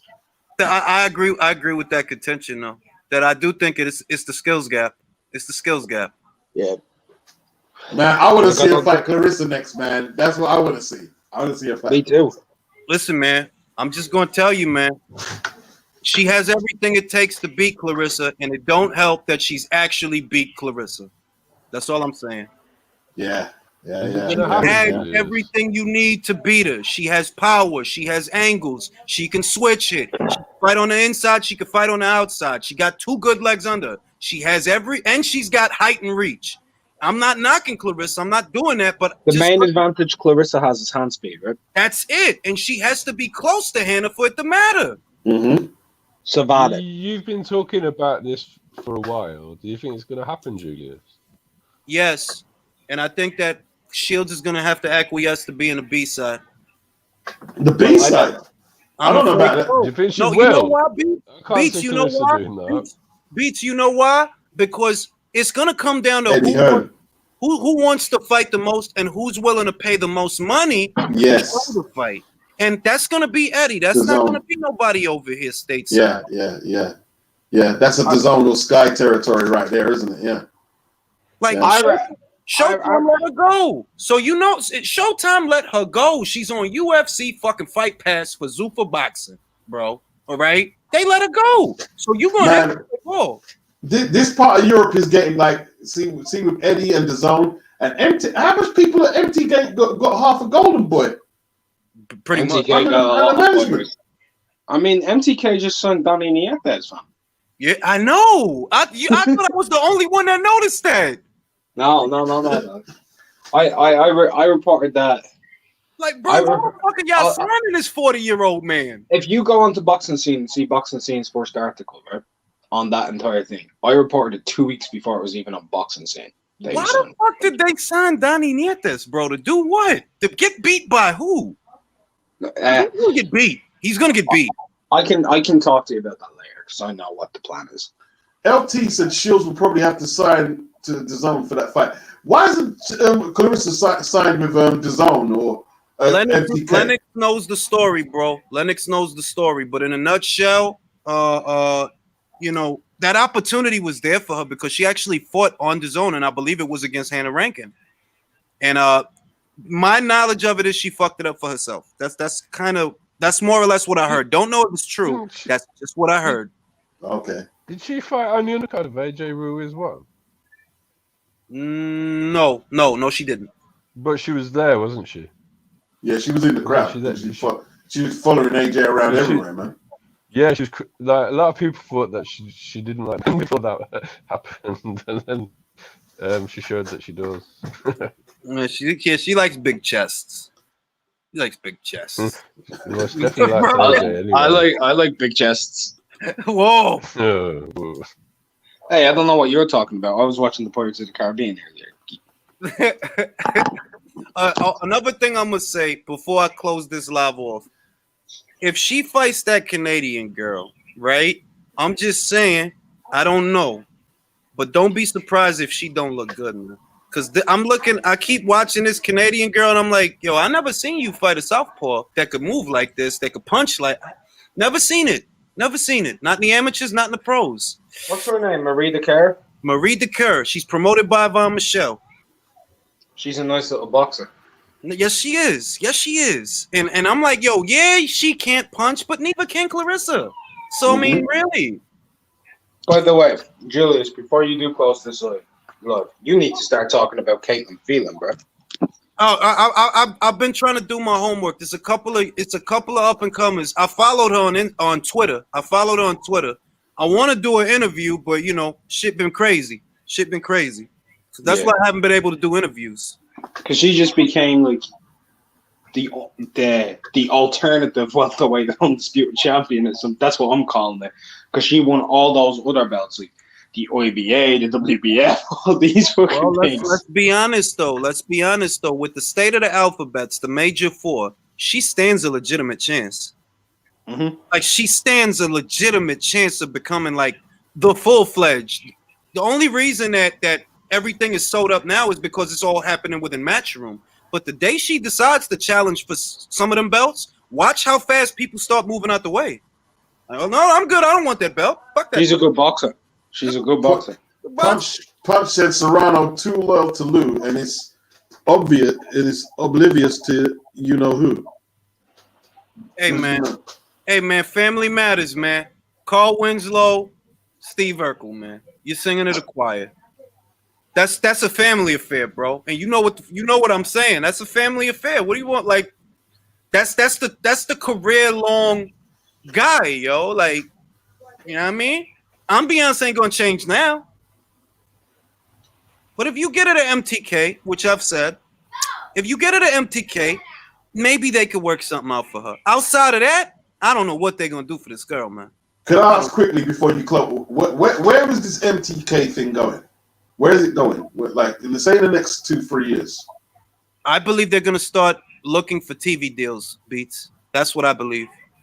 I believe that even though they market themselves as a managerial outfit, it is within their power to stage cards all on their own, and they only need the platform. Now I'll say this, Beats. I think it's May. I think it's May. The Matchroom Sky deal, is up, right? Okay. May next year. I think that's it, and I would watch that space very carefully. I don't think Matchroom could be going out because the zone's going international, right? And Eddie seems to be full-fledged with the zone. Yeah. Now Joshua may be free to do what he wants to do, like Sky Box Office or the Zone or whatever in the UK. Maybe he'll want to keep the Sky Box Office and be able to do the Zone in the US, right? Yeah, That may be Joshua's main plan. But outside of that, you could see most of, like, look, Callum Smith's fighting Canelo on the Zone, not on Sky Sports. You're kind of seeing that right now. Don't be surprised if it's MTK and maybe some Matchroom shows like Next Gen shows on Sky. Yeah. Because I think they're in the market for it. They signing a lot of fighters, bro. Like, I can't keep up with how many male and female fighters they've been signing. They signed Mexican fighters. They signed a South African girl. They signed the French girl. Like, they signing fighters all over the fucking place, bro. And I think because they're getting ready to look for a network deal. Like, they're getting Virgil and everything, man. They got Jojo Diaz, bro. They got Jojo Diaz. Yeah, Jojo Diaz. They have another world champion. Virgil Ortiz. Jamel Herring. They have Jamel Herring. I know that, but I think Virgil's the main signing. That's a big signing, the Virgil Ortiz. Because that's a kid whose potential is genuine multiple weight world champion potential kind of kid, right? We don't know. He's so young, he's so raw, but he seems to be one of the. He's rated by most hardcores as one of the top 3 prospects in the entire world, not just in one weight division, just overall. This is a marquee blue chip prospect. Yes, he is, and I'm as convinced. Kellerman would say. Kellerman would say, he's blue chip. Yeah, I'm convinced of Virgil, bro. I'm not even convinced of Devin all the way yet. I'm literally like Virgil. Oh, that's a bad motherfucker. I'm not convinced of Virgil. It was a Roscoe that did it for me. The way he annihilated him. He just beat the shit out of him for 7 rounds. I'm not sold on Virgil yet, but in terms of his profile and his image and he does definitely have potential, pugilistically. But that's a big signing. It's a big signing, man. You know what I mean? He's got power. I think he can win a belt. I don't know long term if he can beat the top guys at the PBC. The politics are the only thing keeping people safe from Virgil. It's the politics. It's not his ability. He can win a belt. Well, I'll tell you this, Julius. Yeah, well, the type of backing MTK have, and I'm not talking money, right? I'm talking the type of backing. All right. You're in my neighborhood. Your entire neighborhood, all your friends that went to prison, they all know you. Now, the way I look at it is quite simple. They're not the type of company you want to fuck around with, especially if they get him into a mandatory position. Yeah. And I'm glad he will get a mandatory. I'm glad. Because it has to stop. It has to stop. This holding belt. It has to stop. And if it takes drug money to do it, then so be it. Mate, look, I don't know about that. All I'm saying is when someone who's meant to be the chief associated with you is on the run from Interpol, I wouldn't fuck around with a company. DK. What's you done? We ain't talking Don King, boy. It's the other DK, bro. Exactly. All right. It's my guy, Zaniel. My guy. That's my kind of guy, man. I like that fucking guy. Yeah. Caniel Deenan, that's right. Yeah. Hey, yo, at the end of the day, my guy don't got no felonies. He don't got no misdemeanors. No. He never did nothing, all right? So That's leave him true. alone. That is true. He didn't do Technically, nothing. true. No. He had petty theft when he was a kid. No, all right. He stole a bag of Snickers. Well, even I've got that. Something, right? But he's a great guy. He's a great guy. I like the guy. He's a good guy. He doesn't have a rap. He's a great guy. All right. Hey Daniel, how's it going? How's it going? You know you're a big fan of the show. You ain't got nothing else to watch. All right, Daniel. I am for MTK. I am for it. I'm gonna get the hell out of here. The food smell. Right. So, gentlemen, have a happy and a healthy. I'm gonna go gain some more weight with this turkey. Enjoy the Sounds turkey. good.